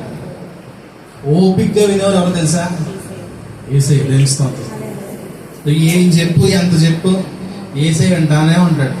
కానీ మనం ఎవరు చెప్తాం? ఆయన చూస్తా ఉంటాడు ఇక్కడ నుంచి, ఎవరన్నా చెప్తారేమో ఎందో అని. ఆయన ఖాళీగానే ఉంటాడు. అందుకే ఎవరు? యేసయ్య. ఆయన దగ్గర ఎప్పుడు బిజీ రాదండి. ఎప్పుడన్నా మీరు మనుషులకు ఫోన్ చేస్తే మీకు ప్రయత్నిస్తున్న నెంబర్ ప్రస్తుతం బిజీగా ఉంది. యేసయ్య దగ్గర ఎప్పుడు బిజీగా ఉండదండి. దేవుని స్తోత్రం. ఆయన నీ కోసం ఎంత పనున్నా సరే నువ్వు ఆయన కోసం పరుగులు ఎట్టుకుంటూ వస్తే, ఆయన ఎక్కడున్నా సరే పరుగులు తీసుకుంటూ దేవుని మందిరంలో నుంచి దేవుడు ఆయన. ఇదిగో నా కుమార్తె ప్రార్థన చేయబోతుంది, నా కుమారుడు ప్రార్థన చేయబోతున్నాడు, వారి దగ్గర నేను వెళ్ళాలి అని చెప్పి నీ దగ్గరికి వచ్చే దేవుడు ఉన్నాడు. దేవునికి స్తోత్రం. అలాంటి వారు కలిగి ఉన్నాం. కానీ మనం చెప్తాం యేసయ్యకి, 10 మందికి చెప్తాం యేసయ్యకి ప్రార్థన చేయండి, యేసయ్యకి ప్రార్థన చేయండి, దేవుని ప్రార్థన చేయండి, దేవుని ప్రార్థన చేయండి, మా కోసం ప్రార్థన చేయండి. ఏం చేయాలి? నువ్వు చేయక మహాతల్లి, మహానుభావ, నువ్వు చేయక ఎవరు చేయాలి? ఎవరు చేయాలి? అందరూ చేయాలంట. చెప్పండి, తప్పు కాదండి. ప్రార్థన చేయడం తప్పు కాదు, అది అవసరం ఖచ్చితంగా. కానీ అడిగిన దాంతో పాటు కూడా నువ్వు కూడా ప్రార్థన చేస్తే ఇంకా బాగుంటుంది. అవునా? ఇప్పుడు అమ్మ దగ్గర ఉంది, 2 పిల్లలు ఉన్నారు. టింపుల్ వెళ్ళి సర్న్య అమ్మను 10 రూపాయలు అమ్మ నేను అనుకుంటే ఎలా ఉంటుంది? అది అడగలేకపోతుందా? అంటదా? ఏ నోరు లేవా? కాలు చేతులు పనిచేయట్లేదా? నీకు కదమ్మా చెప్తున్నాను. మన దేవుణ్ణి అడిగింది వేరేగా ఉంటుందండి, ఇంకో దగ్గర మనం అడిగి తీర్చుకునేది వేరేగా ఉంటుంది. మధ్యలో మనకి దేవుడికి నీకు మధ్యలో ఎవరో మీడియేటర్స్ ఉండడానికి దేవుడు ఇష్టపడట్లేదు. మధ్యవర్తులు దేవుడు పెట్టలేదు, తీసి పడేసాడు ఆయన. దేవుడికి స్తోత్రం. కనుక నువ్వు ఆయనతో అబ్బా తండ్రి అని మాట్లాడేటప్పుడు నీకు నాకు ఆయన గొప్ప అవకాశం, అర్హతను అనుగ్రహించిన దేవుడు ఆయన. దేవునికి స్తోత్రం. ఇదిగో నీ నోరు తెలిసి యేసయ్యా నాకు ఈ సహాయం వచ్చి నువ్వు మొరపెడితే వీళ్ళు వెంటనే నీ జీవితంలో కార్యము చేయడానికి ఆయన దిగి వస్తాడు. దేవునికి స్తోత్రం కలుగుతుంది. హల్లెలూయా. తర్వాత మనం చూస్తున్న కీర్తన గ్రంథం 23వ కీర్తన 1-2 వచనాలు తీగను చదవండి. యెహోవా నా కాపురి, నాకు లేమి కలిగింది. అలా యుద్ధం చేస్తుందో 10 మార్కులు తక్కువ దేవుడు కలిగితే తర్వాత పెంచుతాడు దేవుడు. ఉపవాసం ఉండు, అక్కని చూసి నేర్చుకో. ఏం చేయాలి? ఉపవాసంతో రోజుకు ఉపవాసం 10 మార్కులు గెయిన్ చేసుకుని జయిస్తాను. దేవుడు విన్నాడేమో, విన్నాడు కాబట్టి వచ్చింది. ఏమన్నా యెహోవా నా కాపురి, బరువు తీసేయడం అనుకుంటాను దేవుడు. ఉపవాసం శక్తి గురించి చెప్తున్నాను. యెహోవా నా కాపరి, నాకు లేమి కలుగదు. పచ్చిక గల చోట్లను ఆయన నన్ను పరుండ చేస్తున్నాడు. శాంతికరమైన, ఏ బైబుల్లో అయితే అండర్లైన్ లేదో అండర్లైన్ చేసుకోండి. ఈ మాట ఏసీ ఎక్కడ నడిపించాడంట? మీరు ఎక్కడ నడుపుతున్నారు? నిప్పులు కొలుగు మీద నడుపుతున్నారా? ఎండల్లో నడుపుతున్నారా? ముళ్ళ కంపల మీద నడుపుతున్నారా? ఎక్కడ నడుపుతున్నారు? యెహోవా నా కాపురు అయితే నాకు మొదటగా లేమి కలగదంట. ఎక్కడ నడిపిస్తాడు? నడుస్తున్నారా? చెప్పండి, నా కోసం చెప్పండి. దేవునికి స్తోత్రం. నడవకపోతే నడవడానికి ప్రయత్నం చేయాలంటే ఏసీ మనం కాపురం చేసుకోవాలి. ఆయన నడిపించేటువంటి మార్గములో మనం నడిస్తే శాంతికరమైన జలముల యొద్ద ఆయన మనలను నడిపిస్తాడు. దేవునికి స్తోత్రం. సహోదరులారా, దేవుని నువ్వు దేవునిగా చేసుకోగలిగితే నీకు యేసయ్యనే నీవు శాంతికరమైన జలములో నడుస్తూ ఉంటావు. నీ హృదయం నెమ్మదికరమైన మార్గంలో ప్రభు నడిపిస్తాడు. పశ్చిక గల చోట్ల పంట చేయాలంటే కొదువు ఉండదని నీ జీవితంలో. ఒకవేళ కొదువు ఆ సమయంలో కనబడినా ఏదో మార్గం నుంచి నీకు సహాయం దేవుడు పంపిస్తాడు. దేవుని స్తోత్రం. హల్లెలూయా. దేవుడు పంపిస్తాడు నీ కోసం. జనములు పంపిస్తాడు, సహాయాన్ని పంపిస్తాడు, దూతలు కూడా పంపిస్తాడు నా కోసం. ఎప్పుడు అంటే ఆయన దగ్గర నువ్వు ఉన్నప్పుడు, ఆయనతో నువ్వు నడిచినప్పుడు, ఆయన చూపించిన మార్గంలో నడవడానికి నువ్వు ఇష్టపడినప్పుడు. దానికి స్తోత్రం కలుగుగా. తర్వాత మాట చదువుకుందాం. యోబు గ్రంథం 22వ అధ్యాయం 22-23 వచనాలు. యోబు గ్రంథం 22వ అధ్యాయము. ఆయన నోటి ఉపదేశములను అవలంబించుము. ఆయన మాటలను నీ హృదయంలో ఉంచుకొనుము. సర్వశక్తుని వైపు నీవు తిరిగిన యెడల నీ గుడారములో నుండి దుర్మార్గమును దూరముగా తొలగించిన యెడల నీవు అభివృద్ధి పొందుతావు. దానికి స్తోత్రం కలుగునుగా. హల్లెలూయా. దేవుని నోటి నుంచి వచ్చిన ఉపదేశాలను ఏం చేయాలంటే నువ్వు అవలంబించాలి, నెరవేర్చాలండి. దేవుడు లేమంటే లేవాలి, కూర్చోమంటే కూర్చోవాలి. కానీ మనం ఏం చేస్తాం? ఆయన అలా చెప్పుకుంటూ ఉంటాడులే. సహోదరులారా, దేవుని మాటను ఎప్పుడు కూడా మీరు తక్కువ చేసి చూడద్దు. దేవుని వాక్యం నీతో మాట్లాడుతున్నప్పుడు దాన్ని నిర్లక్ష్యం చేయొద్దు. దాన్ని నిర్లక్ష్యం చేయడం వల్ల దేవునికి వచ్చే నష్టం ఏది లేదు, కానీ భయంకరమైన నష్టాన్ని అనుభవించేది నువ్వే. జాగ్రత్త. దేవుని నోటి ఉపదేశాలు అవలంబించు. ఆయన మాటలు ఎక్కడ ఉంచుకోవాలి? ఫోన్ స్టేటస్లో ఉంచుకోవాలా? ఇంటికి గోడల మీద ఉంచుకోవాలా? తలుపుల మీద ఉంచుకోవాలా? బళ్ళు ఫ్రంట్ బ్యాక్ సైడ్ ఉంచుకోవాలా? అన్ని చోట్ల ఉంటాయి, కానీ మన హృదయంలో ఉండదండి దేవుని మాట.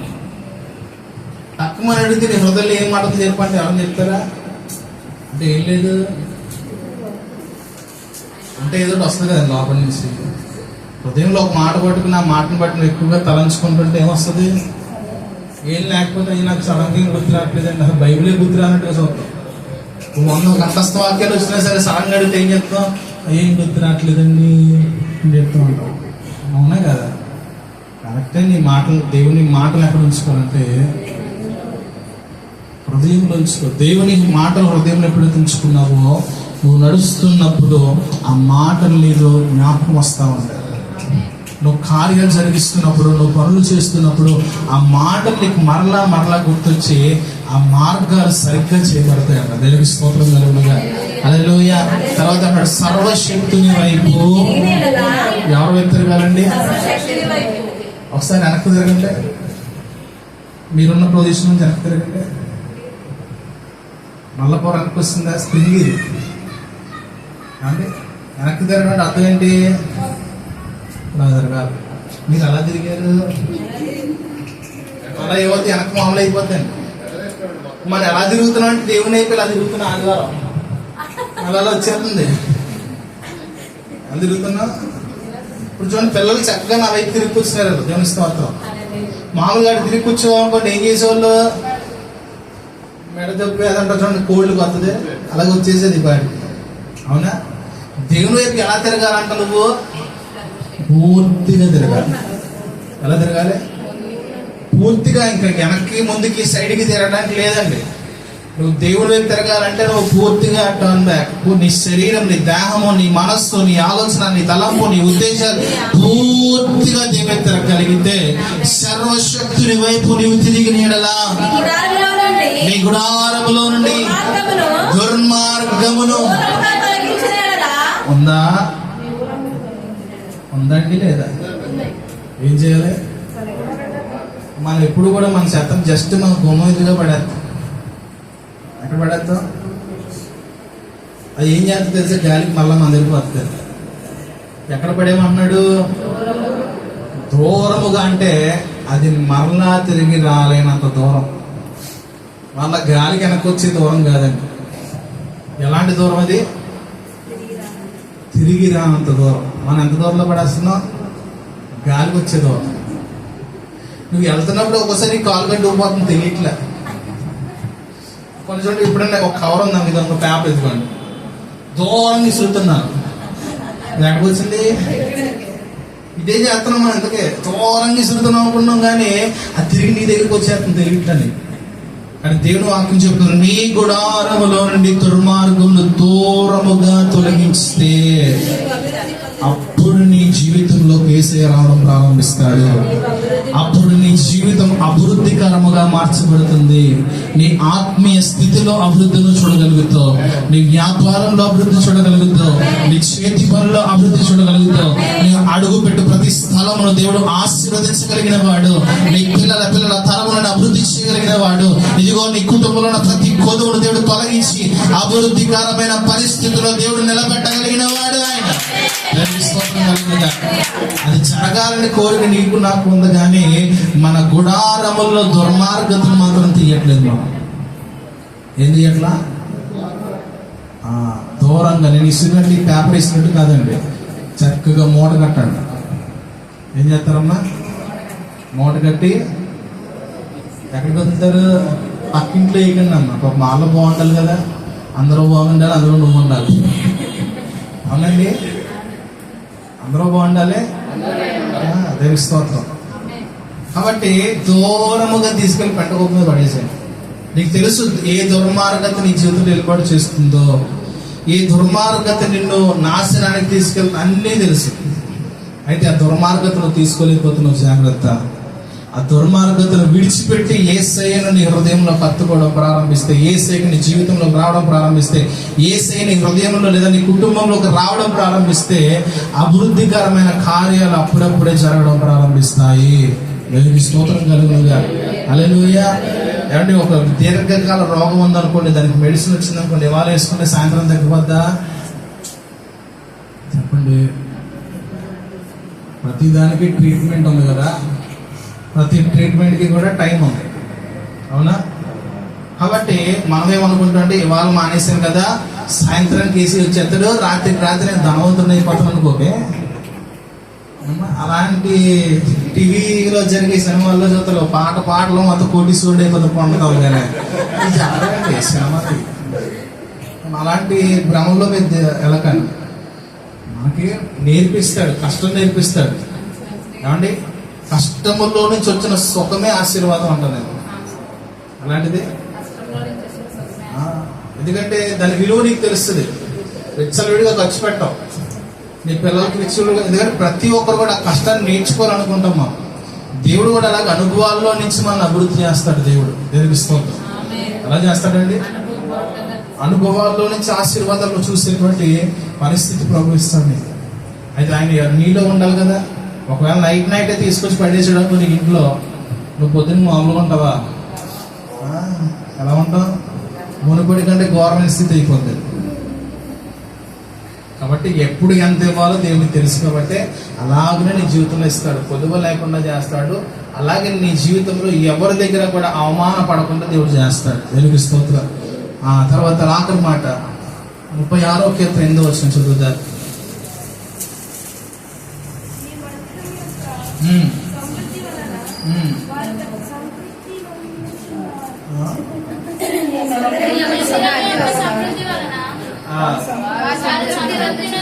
నీ మందిరము యొక్క సమృద్ధి వల్ల వారు సంతృప్తి నొందుచున్నారు.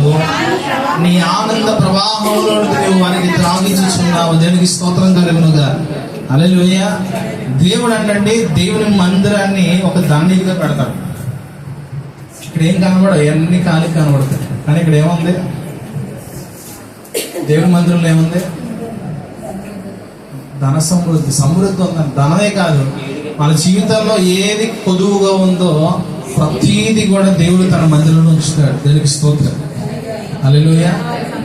దేవుని మందిరంలోకి వచ్చినప్పుడు అంటే ఆయన తన ప్రజలను సమృద్ధితో నింపుతాడు. ఇంకోటి చెప్తున్నాడు, నీ ఆనంద ప్రవాహంలో వారు తాగిస్తావు. దేవునికి స్తోత్రం, హల్లెలూయా. నీ హృదయాన్ని ఆయన ఆనందంతో నింపుతాడు, నీ హృదయాన్ని ఆయన సంతోషంతో నింపుతాడు, నీ హృదయాన్ని ఆయన ఉల్లాసం చేసే దేవుడు ఆయన. దేవునికి స్తోత్రం కలుగునుగా, హల్లెలూయా. మన సంతోషం కోసం ఏమండి, ఆనందం కోసం పిచ్చి జోకులు వేసుకుంటాం. మన పిల్లలు వేసుకుంటారు చూడండి, ఎప్పుడు చూసినా పిచ్చోళ్ళని అవుతుంటారు. ఏమనకలు చూస్తే నాకు వేస్తారు, అవునా కదా? శివన్న వేస్తున్నారు, ఏమన్నా అని తెలియదు. ఇది ఆనందం కాదండి, ఇది సంతోషం కాదు. కీర్తన కూడా దీనికి సంతోషం అనరు. ఇప్పుడు మీ హృదయాల్లో ఒక భారం ఉంటుంది, అవునా? మొఖాల పైకి బాగానే ఉన్నా లోపల తెలియని భారం ఉంటుంది.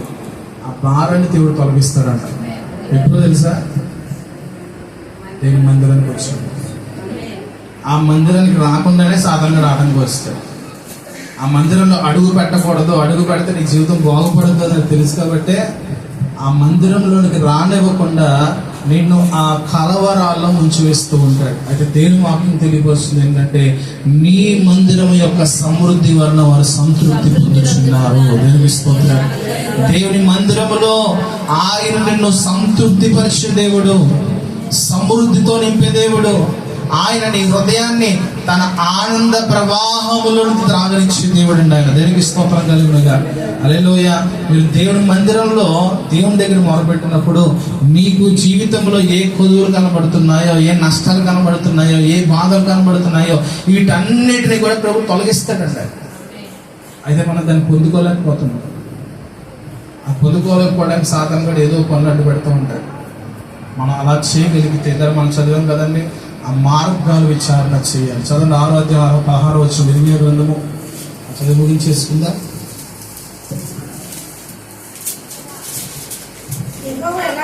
యెహోవా ఇలాగ సెలవిస్తున్నాడు, మార్గంలో నిలిచి చూడండి, పురాతన మార్గములను గూర్చి విచారించుడి, మేలు కలుగు మార్గం ఏదని అడిగి అందులో నడుచుకోండి, అప్పుడు నీకు నెమ్మది కలుగును. దేవునికి స్తోత్రం కలుగునుగా. దేవుడిని అడుగుదా మన జీవితంలో, ప్రభువా నా కొరకు ఏ త్రోవలు సిద్ధపరిచావు, ఏ మార్గము నా కోసం సిద్ధపరిచావు అయ్యా, ఆ మార్గములో మేము నడుస్తాము నాయన, మమ్మల్ని నడిపించాలని అడిగితే ప్రభువు నిన్ను ఖచ్చితంగా నడిపించే దేవుడు. ఇదిగో నేను చక్కని త్రోవని నడిపించడానికి ఇష్టం కలిగి ఉన్నాడు. నీ మార్గాలు సరళం చేయడానికి ఆయన ఇష్టపడుతున్నాడు. నీ దుర్మార్గులు విడిచిపెట్టగలిగితే, నీ గృహంలో ఏ చోటు ఇవ్వగలిగితే, ఇదిగో నీ జీవితంలో అభివృద్ధికరమైన పరిస్థితులు ప్రభు చేయబోతున్నాడు. అంటే కృప దేవుడు అందరి జీవితంలో అనుగ్రహించును గాక. ఆమె మోకరించి